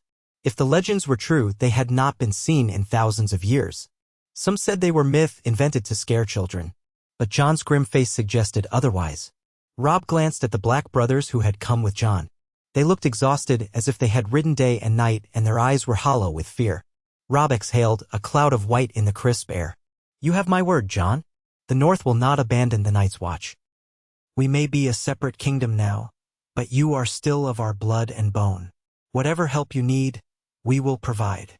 Jon bowed his head in gratitude. "We need men, supplies, and perhaps a willingness to parley with Mance Rayder if it comes to that. The wall cannot stand alone. Lord Commander Mormont is open to any solution that prevents the wildlings from simply overrunning us. But he's also mindful that our first duty is to defend the realm from whatever lurks beyond." Robb gestured for Jon to walk with him toward the keep. "Come inside. You must be half frozen. We'll speak more. I'll call my council together and see what can be done." So it was that the concerns of the far north suddenly overshadowed the lingering politics of the south, at least within the walls of Winterfell. Robb convened his leading bannermen, Roose Bolton, Great Jon Umber, Meej Mormont, and others. Jon addressed them with a solemn brevity, explaining how the wildlings numbered in the tens of thousands, men, women, and children fleeing some horror deep in the freezing wastes. The Night's Watch had fewer than 1,000 active brothers to man the entire length of the wall.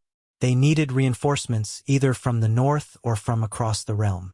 Yet the realm was fractured, and each new king was too busy with his own cause to send men so far away. Meej Mormont's face was grim.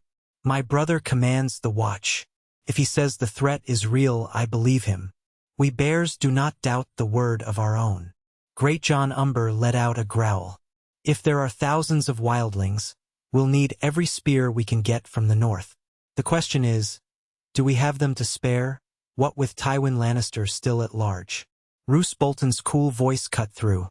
"The king in the north must decide our priorities.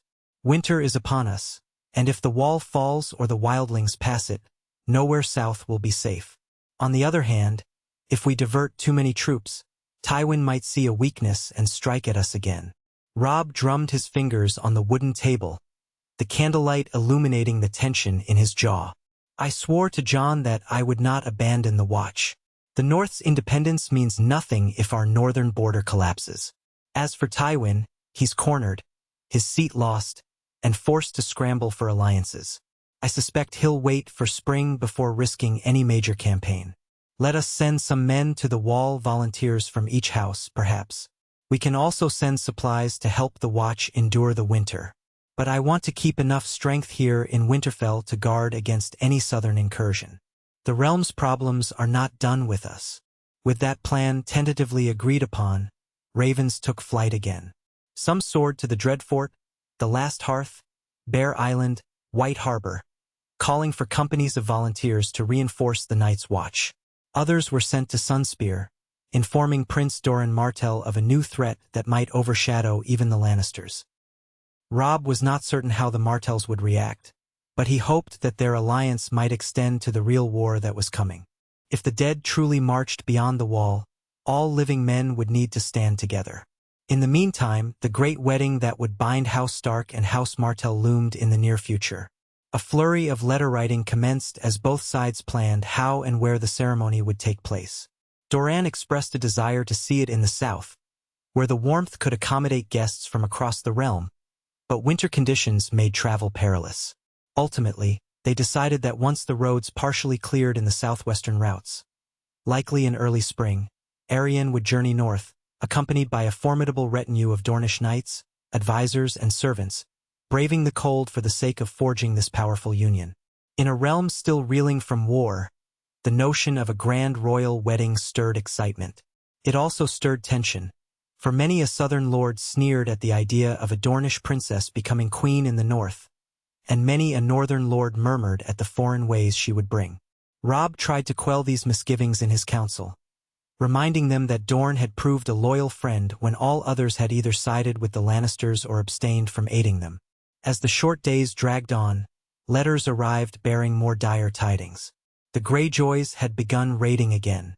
While the main Ironborn forces had been quiet after Balon Greyjoy's unsuccessful attempt to rise as King of the Isles, scattered crews of reavers now took advantage of the realm's weakened condition, sacking coasts along the Westerlands and the Neck. Robb dispatched warnings to Moat Cailin, reinforcing it with archers to prevent any Ironborn penetration deeper into the north. The fighting was sporadic, more like banditry than a full campaign, but it hinted that the realm was far from stable. And still, no one knew precisely what Tywin Lannister was plotting. Occasionally, a messenger from the south would speak of Tywin's attempts to broker alliances with some stormlords or bribe the Sellsword companies that hovered in the disputed lands across the narrow sea. But Robb's spymasters, new men he had appointed, for House Stark had never excelled at clandestine craft, could not confirm every rumor. Winter's nights grew long and dark. Candles burned late in Winterfell, Between strategy meetings and the daily responsibilities of a king, Robb often found himself reading histories in Ned's Old Solar, trying to glean lessons from the wars of centuries past. Over and over he came across the refrain that the greatest threats to the north always came from within or beyond the wall, while the southern intrigues only drained resources and tested alliances. Some nights, he dreamt of walking through the crypts beneath Winterfell, hearing echoes of his father's voice, reminding him that winter was coming, and that the Starks must always endure. He would awaken with a start only to find the brazier's coals nearly burned out and an inkwell toppled on his desk. It was midwinter when the first dispatch of northern volunteers set out for Castle Black. Led by a stoic Glover Knight and accompanied by a sworn contingent of Mormonts, they trudged north, bearing wagons of grain, furs, and crossbow bolts. Jon Snow departed Winterfell with them, giving Robb a firm clasp of the hand before he left. They parted with heavy hearts. Robb could see the desire in Jon's eyes to remain with his family, but the Night's Watch oath was absolute. Jon had chosen that path, or so it had been chosen for him, and he could not waver now. Robb prayed that whatever awaited Jon at the wall would not bring him harm. The thought of others, whites, and an army of wildlings was enough to fill him with dread. Yet life marched on. Catelyn Starks' daily presence was a comfort to Robb, reminding him that he was not alone in his burdens. She helped coordinate the daily governance of the North, from reconciling petty disputes between minor lords to ensuring that the winter stores were properly allocated among the small folk. Edmure Tully, once so full of brash pride, had grown more subdued since the war ended and since his captivity by the Freys had been narrowly avoided. He remained in the Riverlands for the most part but corresponded frequently, working with Catelyn to see that trade and travel between the North and the Riverlands did not wither in the winter storms. The Blackfish, ever the sentinel, oversaw defenses at Riverrun to guard against any resurgent Lannister threat. The realm had calmed in some ways, but tensions simmered beneath the surface and no one could be entirely at ease. It was with mingled excitement and trepidation that Robb received word from Sunspear that Arianne Martell and her party had left Dorne. The roads were rumored to be dangerously cold, but the cunning Oberyn Martell, the Red Viper himself, had organized a path that skirted some of the worst weather in the Reach. They would cross the Stormlands, pass near the King's Road, and head north, possibly passing through Harrenhal's region if it was safe to do so. This journey would likely take them many weeks. If all went well, they might arrive at Winterfell with the first hints of spring in the air. A secret part of Robb's heart fluttered with curiosity. He had never met Arianne in person, he had only read descriptions in letters and heard Oberyn's teasing remarks about her fiery spirit. She was said to be beautiful, proud, and cunning, trained from a young age in the ways of statecraft. No docile lady, Arianne Martell. It would be an alliance of equals, or so it seemed. Perhaps that boded well for the bond between North and Dorne. Or perhaps it would lead to endless clashes of temperament. As the days lengthened ever so slightly, talk of wedding festivities spread through Winterfell like a welcome rumor. The hall would be decked with evergreen boughs, the kitchens planned elaborate feasts, rationing out the best stores to ensure a lavish display. Lords arrived from various corners of the north, and even a few river lords braved the snow, determined to witness this historic union. The old stable was expanded to accommodate hundreds of extra horses. Rooms were prepared in the keep for highborn guests. Catelyn oversaw it all with calm authority. Sansa, too, found a measure of joy in the preparations, employing her love of song and pageantry to arrange for minstrels and decorations. It was the first time in weeks that Robb saw her eyes light up with something akin to real excitement. As for Arya, she scoffed at the fuss, more interested in sword drills, but she pitched in where she was needed. When at last word came that the Dornish party was a mere few days' ride away, an excited buzz filled Winterfell. Robb organized a welcoming escort to meet them south of the castle and guide them through the final stretch of snowy road. He dressed in his finest winter cloak, dark gray wool trimmed with white fur, and wore a circlet of black iron shaped like the heads of howling wolves. He could not help but feel nerves fluttering in his stomach as he saddled his horse, a large chestnut destrier whose breath steamed in the frosty air. They set out at dawn, a column of northern riders winding through the fields outside Winterfell's walls. Snow crunched under the horses' hooves. The sky was pale and clouded, the sun a muted glow behind shifting gray clouds. Catelyn rode beside Robb, wrapped in furs. Her presence was steadying, a reminder of why they had forged this alliance in the first place, to protect the North, to exact justice against the Lannisters, to stand firm against all threats. Great John Umber and other highborn lords followed, each determined to see this bride who might one day help shape their kingdom's future. After a few hours' ride, they reached a spot where the King's Road cut through a stand of tall, snow-draped pines. A clearing opened beyond, and there they saw the Dornish banners, gold suns on red fields fluttering in a light wind. The color was a stark contrast to the white landscape, as if a flame burned amidst snow. A sizable procession waited, horses stamping impatiently, men swathed in thick cloaks. At the head, Robb spotted Prince Oberyn Martell, unmistakable in his bearing. A lithe figure with dark eyes sat beside him, her face partly obscured by a fur-lined cloak of deep crimson.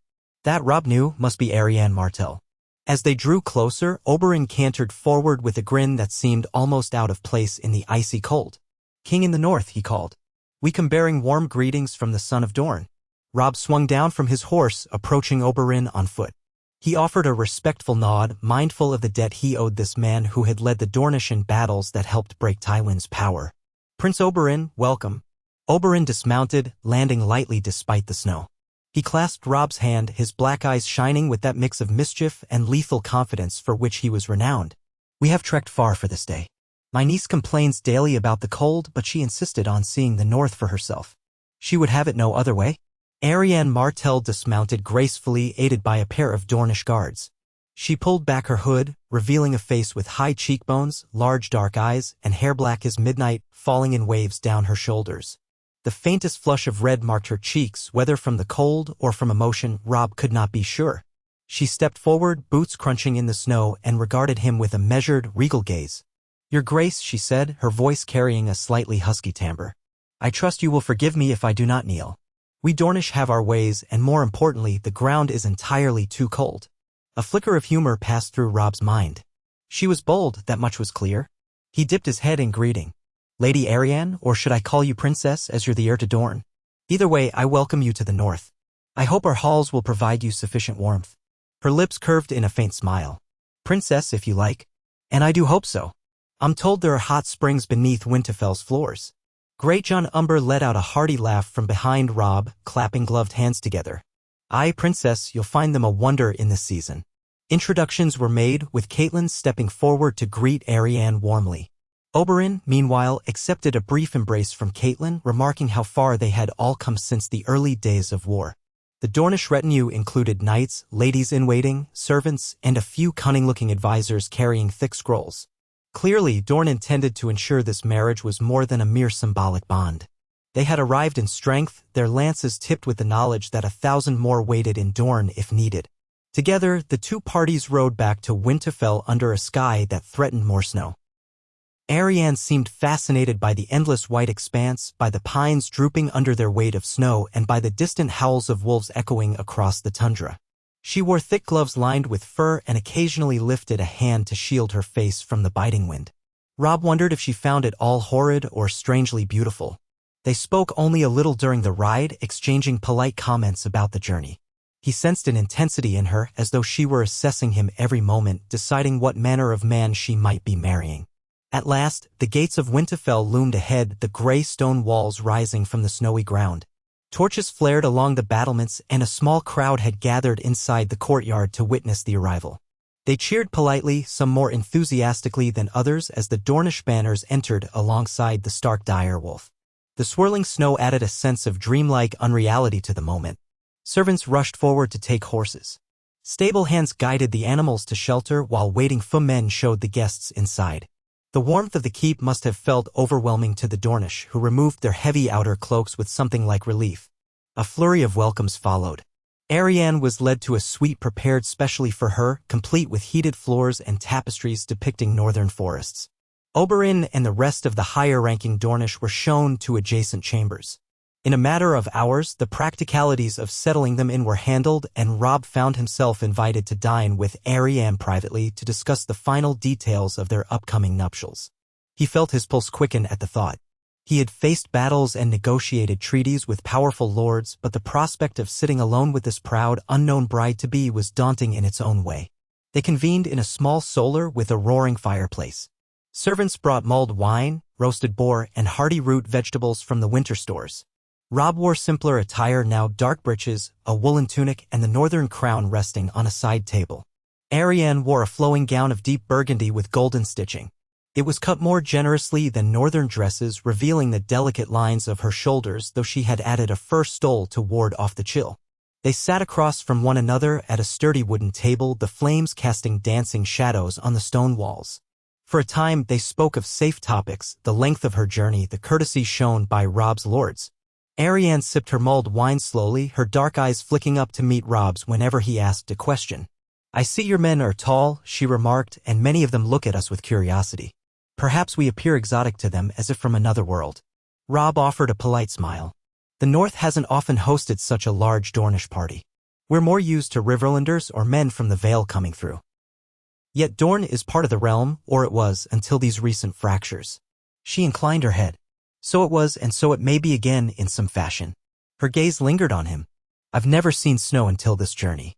I knew it would be cold, but I never imagined everything so white, so silent. It's both breathtaking and unsettling." "Winterfell is built to endure such cold," Robb said quietly. "We have hot springs that keep parts of the castle warm. You'll see steam rising in places where you least expect. The winters here can be brutal, but we manage. It's our way." She nodded, setting her wine cup aside. "I suppose we will both have to learn each other's ways. In Dorne, we do many things differently, our inheritance laws, our customs of dress, even how we show affection in public. You might find it scandalous, or perhaps refreshing." Robb felt his cheeks warm slightly. He recalled stories of Dornish openness about matters of love and pleasure, so unlike the North's guarded propriety. "I'm prepared to adapt," he said carefully. "I want this alliance to be more than a formality. Our houses shed blood together, forging a common cause. I'd like to think we can build a genuine bond, not just between us, but between our peoples." Arianne studied him for a long moment, her expression thoughtful. "You speak like a king who is aware of his responsibilities. That's good. I feared I might find a warlike boy, fresh from the battlefield, caring only for conquest." He exhaled, a wry flicker of emotion crossing his face. "I've done my share of fighting, more than I ever wanted. But I am my father's son, and Eddard Stark believed in duty above glory, in caring for the small folk and upholding justice. I try to follow that path, though war has forced me to make choices I never imagined." Arianne's lips curved. "I've heard tales of your father's honor. Oberyn said that if there was any house in the realm that could be trusted beyond question, it was House Stark. That is high praise indeed, coming from him." Robb's voice softened at the mention of Ned Stark. "My father was a good man. He was executed by the Lannisters in a farce they called justice. So many of my choices have stemmed from that single crime. I would have rather stayed in the North, learning to rule in peace. But fate had other plans." She reached out and let her hand rest lightly on his, a surprising gesture of intimacy. Her skin was warm. "We share a thirst for justice, Robb Stark. The Lannisters robbed me of my Aunt Elia and her children. I was but a child when it happened, but the stories haunted my life. If we can make a future that ensures no house ever dares commit such a crime again without answering for it, then perhaps we will have done some good in this broken realm."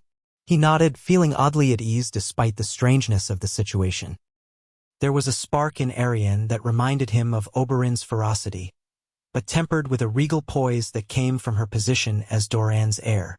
"Then let us do so together," he said quietly.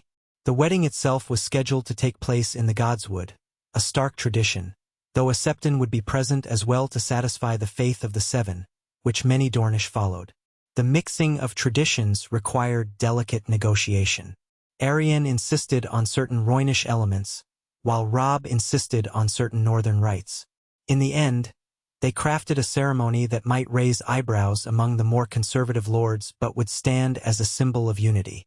Fires would burn to honor the Roynish principle of light and life, while the Weirwood heart tree would bear witness to the old gods. A small statue of the Seven would be present for Arianne's side, though it would not dominate. Many commented that if they could survive the wedding negotiations, perhaps the realm itself might be saved by their cooperation. As the day drew near, guests poured in, bringing color and pomp to Winterfell's somber stones. The largest contingents came from the northern lords, but a number of river lords arrived as well, braving the cold to pay respect to their king. Even a few delegations from the Reach and the Stormlands dared the journey, though none bore the banners of Baratheon or Tyrell. They came as curious observers rather than official envoys. Rumor said that Margaery Tyrell, now calling herself Queen of the Reach, was enthralled in political matchmaking for her own family. She had no wish to provoke Lannisters or Baratheons by publicly supporting the king in the north. Even so, small courtesy gifts arrived. Casks of fine wine from Highgarden, a hamper of sweetmeats from Tarth, delicate embroidered silks from some minor houses. Whether they signaled support or simply the wish to stay on Robb's good side was uncertain. Oberyn Martell, for his part, reveled in the festivities. He sparred with northern knights in the courtyard, enthralling onlookers with his swift spearwork. He drank in the great hall, telling bawdy jokes and regaling the company with accounts of his battles in the Crownlands. Occasionally, his humor grew dark when talk turned to the Lannisters or the memory of Princess Elia. Still, the cold halls of Winterfell rang with more laughter than they had known in many months, as the Red Viper's presence broke the usual solemnity of the place. At last, the wedding day arrived. A hush seemed to fall over Winterfell with the dawn, as though the castle itself was holding its breath. Snow dusted the courtyard, and the air was still. Servants rushed about lighting braziers along every corridor, ensuring no corner was left in a chill. The heavy scent of pine and burning wood filled the keep. Lords and ladies dressed in their finery. Furs and thick velvets for the northerners, lighter silks and satins for the Dornish, though with outer cloaks to ward off the cold. Musicians tuned their instruments, though their fingers nearly froze if they paused too long. In her chamber, Arianne Martell prepared with her ladies-in-waiting. She wore a gown that merged northern practicality with Dornish flair, thick golden fabric embroidered with suns and spears, lined with pale fur around the sleeves and collar. A half-cape of crimson fell from her shoulders. Her black hair was braided with gold beads, and on her brow, she wore a delicate circlet shaped like a rising sun. Despite the brisk cold, her cheeks glowed, and her eyes shone with anticipation. In a mirror of polished metal, she regarded her reflection and whispered, "A new day, for me and for Dorne." Her attendants fussed over every detail until she waved them away, wanting a moment's peace. Elsewhere, Robb donned a doublet of rich gray cloth trimmed with white fur, over which he fastened a cloak bearing the Stark sigil. His crown rested on a stand, waiting for him to place it upon his head when the time was right. The young king gazed into a small looking-glass, taking in his reflection, the lines of care on his face that had not been there before the war. He thought of his father and mother, of the siblings he had lost and found. He wondered what they would think of this union so unexpected in the old ways of the North. Then, taking a breath that felt like a vow, he lifted the crown and placed it on his brow, the cool metal resting against his hair. He was ready. The god's wood had been transformed. Torchlit paths led through the snow to the heart tree, each torch flickering against the silent tapestry of winter. Braziers radiated warmth here and there, and fresh pine boughs had been set to create an isle of green in the white landscape. At the center, the ancient weirwood stood, its red leaves rustling faintly, face carved in the pale bark. Before it, the king in the north waited. Robb stood with Catelyn to one side, along with a solemn-faced Septon who had traveled with the Dornish, and a representative of the Roynish tradition, an older woman wearing orange and red robes. On the other side gathered Oberyn, representing House Martell in Prince Doran's stead, and several Dornish knights. The hush was near total, broken only by the crackle of torches. The gathered lords and ladies formed a ring around the clearing, each in an uneasy truce with the cold. A gentle note of music began, pipes, flutes, and strings playing a slow, stately tune that carried softly through the still air. Arianne Martell appeared at the edge of the path, escorted by Ilaria Sand, Oberyn's paramour, who wore a slight smile and a thick cloak. Arianne stepped forward, each footfall careful on the snow, her eyes lifting to meet Robb's across the distance. The flames danced across her gown, turning gold threads to molten fire. Robb felt his heart lurch. She looked every inch a princess, proud and radiant. The hush deepened and the onlookers parted to let her pass. At the foot of the weirwood, Arianne paused, glancing up at the carved face overhead, its eyes seeming to watch her with eternal calm. She turned to Robb, close enough now to see the faint swirl of her breath in the cold. He offered his arm and she placed her hand upon it, her fingers trembling just slightly. Together, they faced the assembled officiants.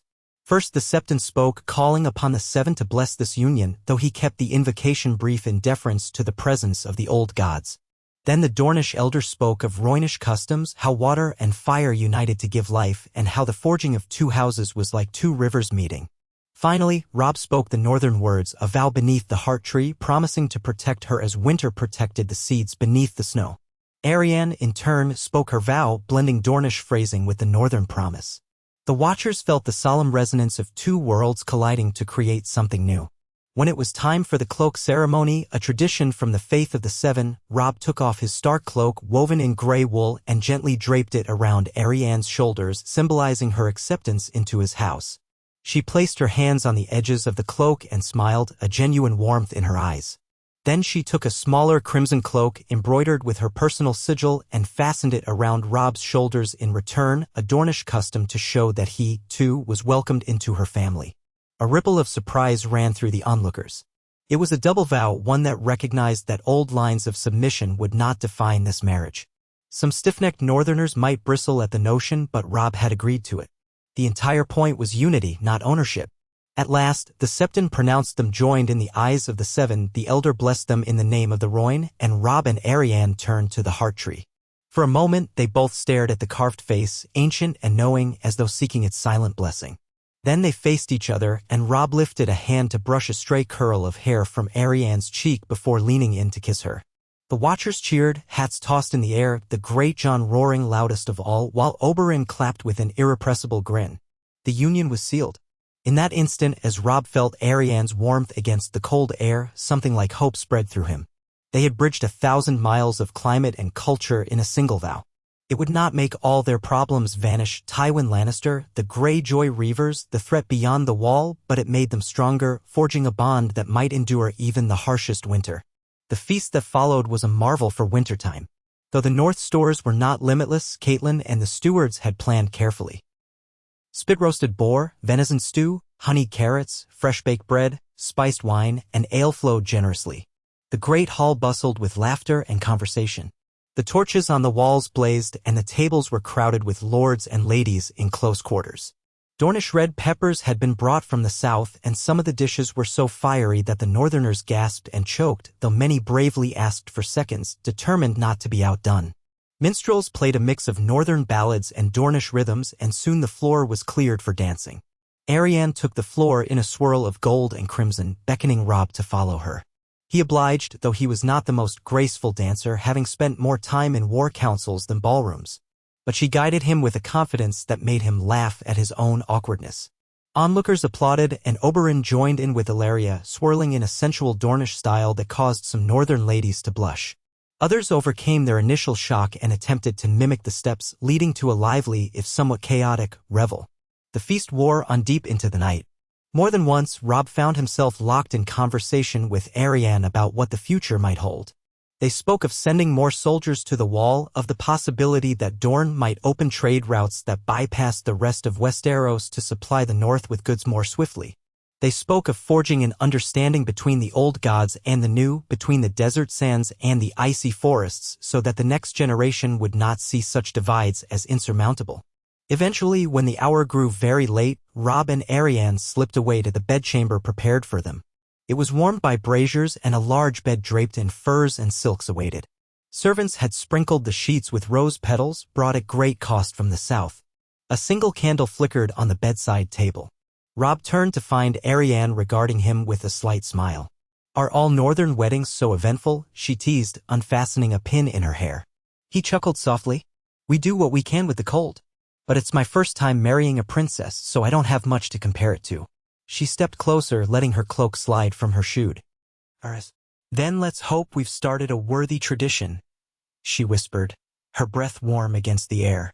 Robb leaned down to kiss her, and in that moment, the swirl of alliances, war, and politics seemed to recede, leaving only two young souls forging a personal bond in a world too often shaped by violence. In the days after the wedding, Winterfell radiated a rare sense of celebration. Lords lingered longer than they might have otherwise, enjoying the unusual mix of North and Dorne. Some began to talk of the realm's future with cautious optimism. In quiet corners, though, whispers continued of Tywin's next move, or the threat of the others beyond the wall, or the improbable possibility that Daenerys Targaryen might still live across the narrow sea, raising dragons to claim the throne. The war had ended, but the peace was like a thin crust of ice over a deep lake. One crisp morning, as the new royal couple took a walk along Winterfell's battlements, they encountered Maester Luwin's successor, Maester Colmar, clutching a scroll and looking winded. He bowed. "Your graces, a raven from the wall. Dire news. The wildlings have begun testing the defenses. There are small raids, and Lord Commander Mormont fears a larger assault is imminent. He begs any additional help the North can spare."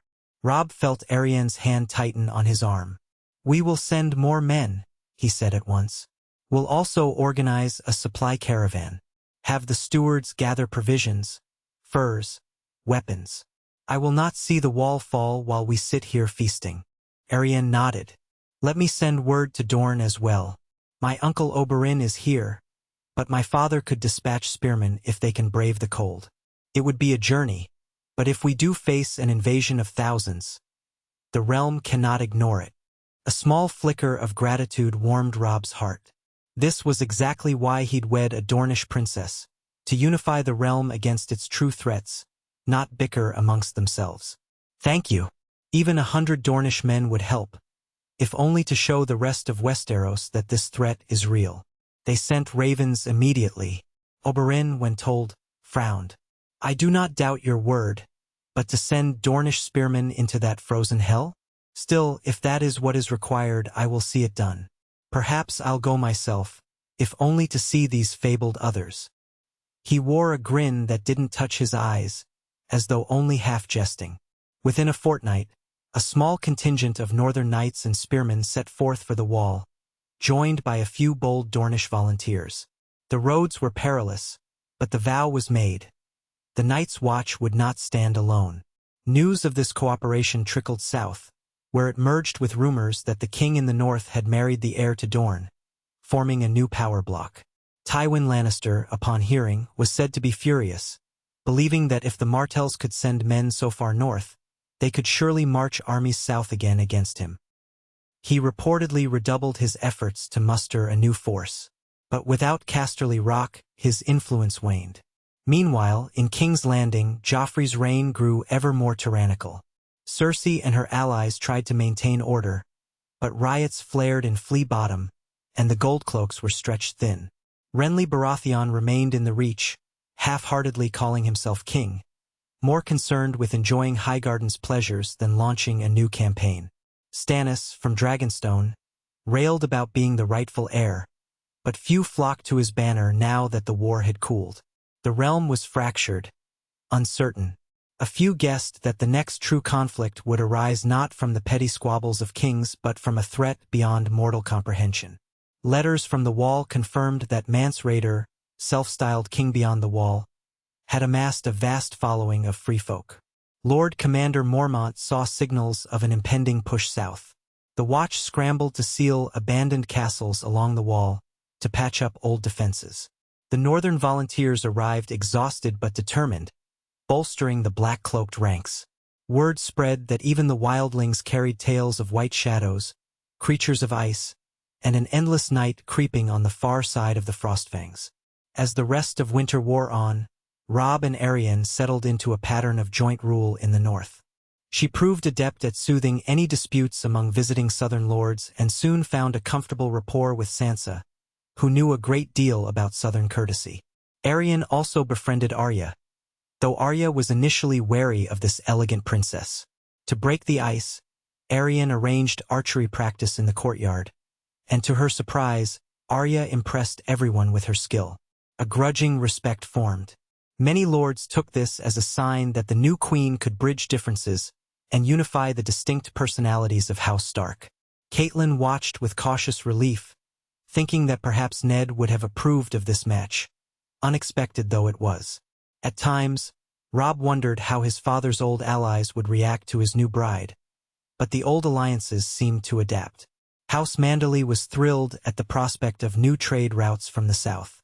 The mountain clans near the Vale grumbled that they cared not who Robb wed, as long as they remained free to guard their passes.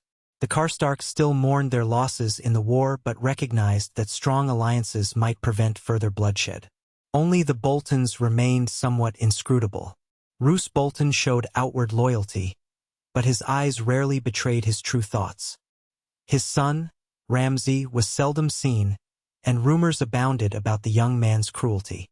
More than once, Robb pondered whether the Boltons might harbor ambitions that threatened the new peace.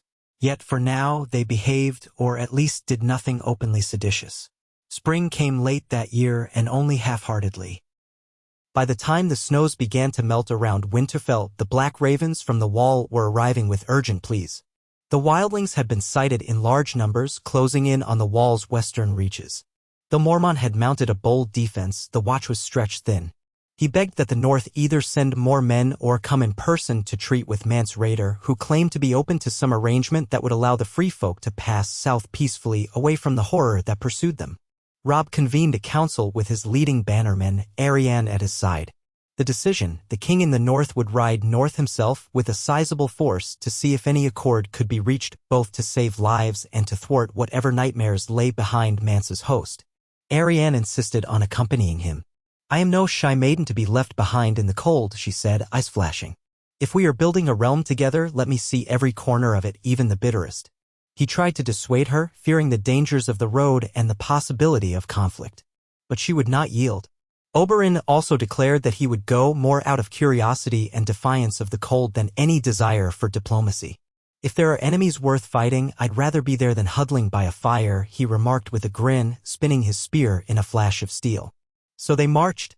It was an odd sight, a northern host in battered furs and leathers riding alongside a small contingent of Dornish knights wearing heavier cloaks than they'd ever needed before.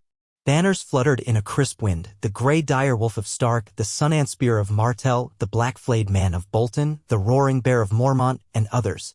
They followed the King's Road north, passing through the White Knife region, skirting the swamplands near the neck. Here, the roads were treacherous, but the worst of winter's storms had subsided. Along the way, they saw the ravages of the Iron-born raiders, burned farms, deserted villages. Robb left small garrisons to help local folk rebuild. He was angered by these attacks, but the immediate crisis still lay ahead. The Bolton men rode near the vanguard, silent and efficient, while the Dornish kept to the middle, complaining about the cold but pressing on nonetheless. As they drew closer to the wall, the land turned barren, the trees sparse, the wind harsh. Occasional flurries of snow swirled across the path. The black line of the wall eventually appeared on the horizon, impossibly tall and ancient, a marvel of ice towering into the gray sky. Men murmured in awe, even some of the northerners who had not seen it in years. Arianne and Oberyn gazed at it with open astonishment, for there was nothing like it in Dorne. The grandest palace in Sunspear could not compare to this colossal barrier of frozen history. Lord Commander Mormont awaited them at Castle Black, standing in the courtyard beside a group of black-cloaked brothers. He was older now, lines etched in his weathered face, but his presence was as solid as the ice behind him. Jon Snow stood at his side, a swirl of conflicting emotions in his eyes as he saw Robb approach with a royal retinue and a Dornish princess at his flank. Jon offered a small smile and a bow of his head, evidently happy to see his brother but mindful of his Night's Watch vow. Robb dismounted and embraced Jon, ignoring protocol for a moment. Then he turned to Mormont. "Lord Commander, you have our thanks for holding the line. We've come to see if we can help avert a cataclysm for the entire realm." Mormont's voice was gruff with relief. "King in the north, you have my gratitude. I only hope it's not too late. The wildlings are massing west of here. My rangers report thousands, men, women, children, and behind them, a rumored force of whites. We've also heard tales of strange creatures leading them."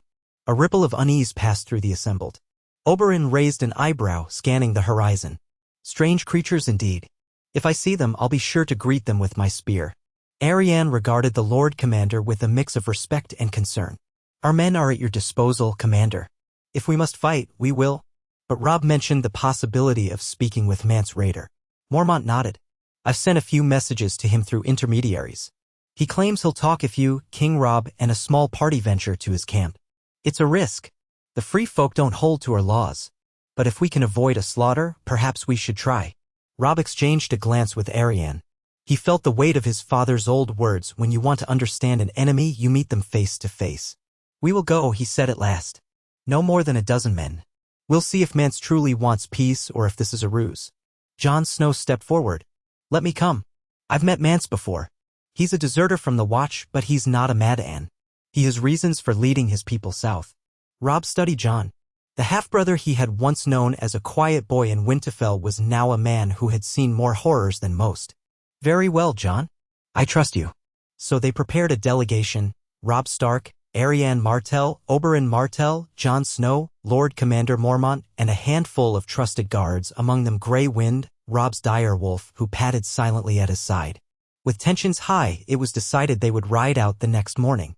The rest of the Northern and Dornish force would remain at Castle Black, prepared to respond if anything went awry. Night fell, cold and clear. Robb and Arianne shared a quiet meal in the cramped guest quarters of Castle Black. The sense of foreboding weighed on them both.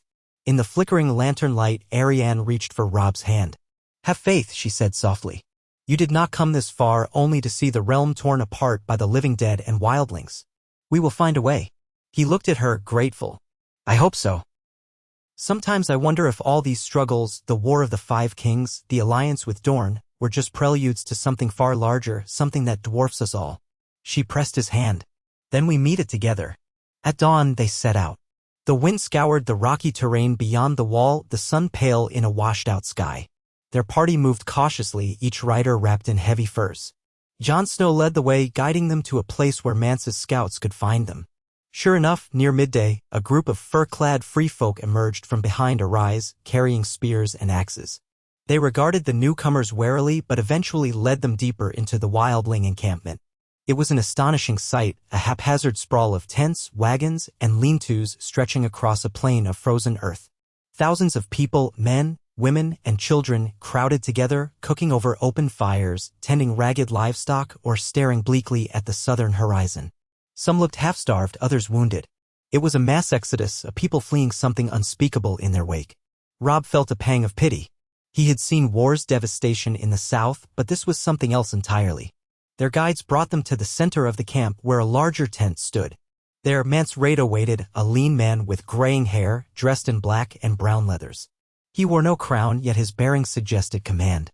At his side stood Tormund Giantsbane, a burly man with a fiery beard, and a few other chieftains. Mance inclined his head in greeting. "Lord Commander Mormont, King in the North. And you bring your lady as well?" He studied Arianne with curiosity. "Didn't expect to see a Dornish lass up here." Arianne lifted her chin. "I go where my king goes, wildling." Mance shrugged with a faint smile. "Fair enough. I've heard of the alliance between North and Dorne, how the mighty Lannisters were humbled. But that's your war, not mine. My war is survival." Robb spoke carefully. "We've come to see if there's a way to avoid bloodshed. If your people truly flee an evil beyond the wall, we want to understand it. But we cannot simply let an entire army of free folk pour into the north without some accord." Mance gestured to the sprawling camp. "You think I relish this? Marching women and children across ice and rock? We do it because we have no choice. The dead are waking behind us. They come at night or in the storm, and those they kill rise again, hungry for the living." A ripple of cold fear shot through Robb, though he kept his composure. Arianne's face paled slightly. Jon stepped forward.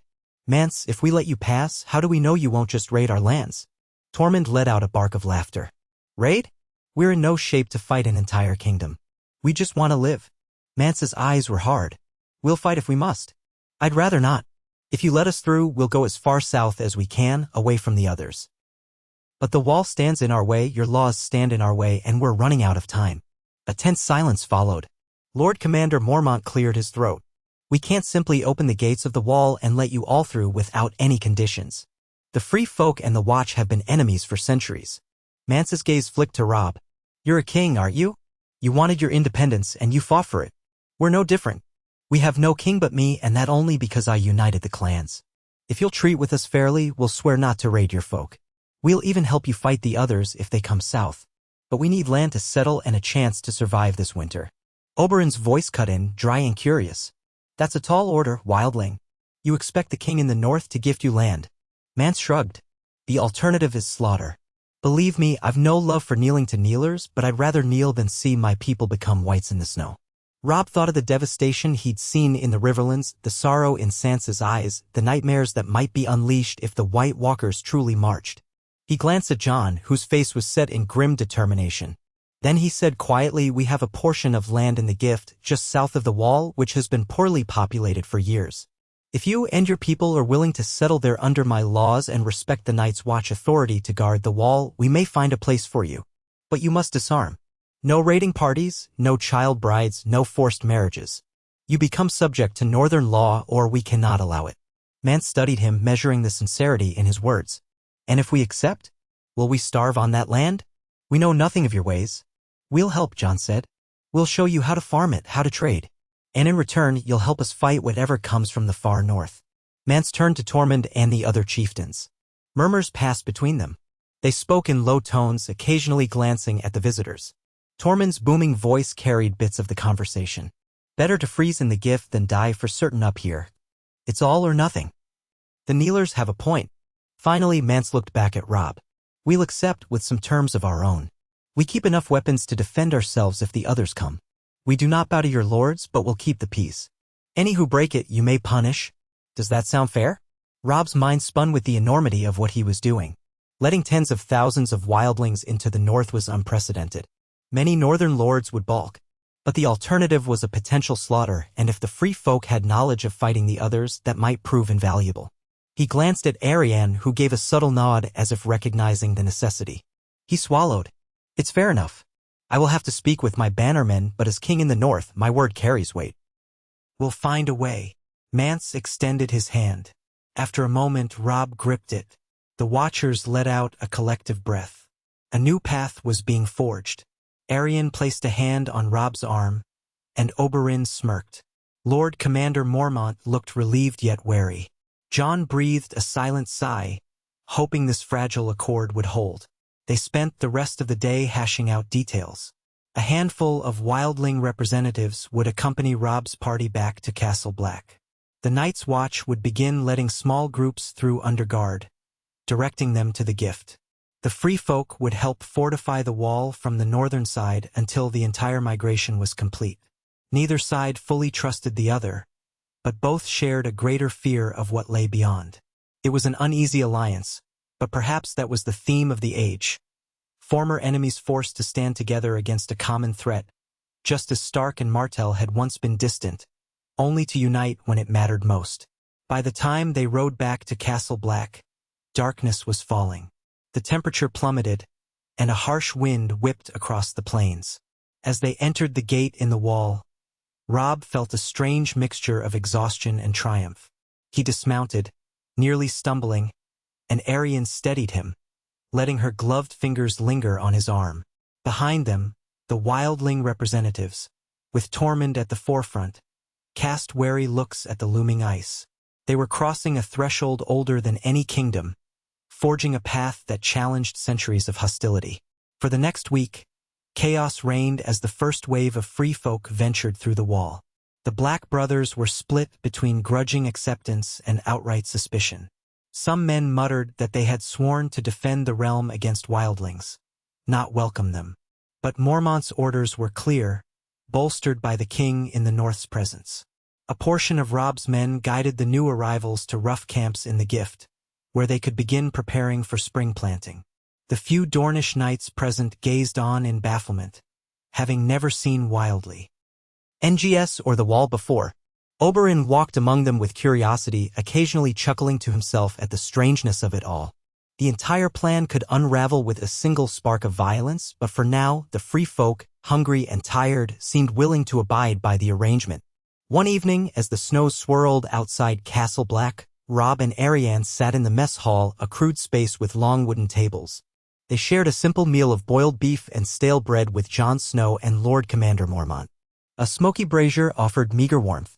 Robb rubbed his hands together, trying to chase away the chill. "We've made a start," he said, his voice echoing slightly in the cavernous hall. "But what if the others come in force?" Jon's jaw tightened. "Then we fight. Here, at the wall. Wildlings and Night's Watch side by side if that's what it takes. We can send ravens to the south for reinforcements, but given the state of the realm." Arianne sipped a mug of hot ale. "My father might send men, though traveling so far would be perilous. And will the rest of Westeros unite with us, or will they ignore the threat as a northern problem?" Mormont let out a weary sigh. "We must prepare as best we can. The war with the Lannisters crippled the realm, but perhaps your alliance with Dorne will set an example. If news spreads that King Robb Stark has welcomed even the wildlings to stand against the dead, maybe the other kings will realize the severity. Silence followed as each considered the magnitude of the danger. Then Oberyn strolled in, spear slung casually over his shoulder. He took one look at the somber group and snorted. You all look as though you've seen a ghost. Drink up. I've heard the best cure for impending doom is good spirits. Robb mustered a faint chuckle. Arianne shook her head, half amused, half resigned by her uncle's bravado. But she took his advice, lifting her mug and draining the hot ale. In a harsh world, a moment of levity could mean more than gold. The next day, Robb planned to depart Castle Black, leaving enough men behind to continue the delicate process of resettlement. He and Arianne would return to Winterfell, from which they could coordinate further relief and keep an eye on the realm's politics, for Tywin Lannister would not remain idle forever. Before they left, Robb embraced Jon one last time in the courtyard. Thank you, Jon, for guiding us in this. You've bridged a gap no one else dared to. If we survive this winter, it'll be thanks to men like you. Jon looked down, his face a mix of gratitude and sorrow. I only did what I thought was right, Robb. I hope it was enough. Then Robb and Arianne rode south with their escort, the gates of the wall closing behind them. As they traversed the frosty roads, Arianne occasionally fell into reflective silence. Robb gently squeezed her hand. Regrets? He asked. She shook her head, the wind tugging at the strands of her dark hair. Not regrets. Just amazement. I came here to seal an alliance with the North, never imagining I'd see an entire people fleeing literal nightmares. If the others are truly real, if winter brings them here, then all our battles with the Lannisters and Baratheons will seem small. Robb nodded solemnly. Yes. But that's why this alliance matters. We must stand united. Perhaps in time, King's Landing will see sense, or Renly, or even Stannis. If the dead walk, they threaten us all. A few days later, they crossed into the lands of the Gift, where they witnessed the first ragged settlements of wildlings. Some fumbled with crude huts, others gathered wood. Northern soldiers supervised, and occasionally a black brother barked instructions. The free folk eyed the passing riders warily, but no violence sparked. A few children waved in curiosity. An odd hush hung in the air, as if the entire region was holding its breath. Robb felt a spark of pride that they had avoided a bloodbath for now. He only prayed it would hold. As they continued south toward Winterfell, the snows grew thinner, suggesting the first gentle hints of spring. Yet that promise of milder weather did little to quell the sense of foreboding that lingered. Robb could not shake the feeling that their greatest tests lay ahead. The realm's future teetered on a precipice. If the threat beyond the wall proved unstoppable, no crown or alliance would matter. But if mortal men could unite under a common cause, perhaps they had a fighting chance. He glanced over at Arianne, who urged her mare forward beside him. She offered him a small smile, as if to say, I am with you in this, come what may. He nodded, grateful beyond words. Upon reaching Winterfell, they found it buzzing with anxious news. More ravens had come from the south, whispering of skirmishes near the Stormlands, talk of Tywin forging a pact with some lesser lords, and rumors that King Joffrey's hold on King's Landing was slipping as chaos and famine spread. Some suggested that if the capital fell into anarchy, Tywin might try to seize it again, or perhaps the Tyrells would. Stannis might sail up the Blackwater. The realm was a tinderbox waiting for a spark.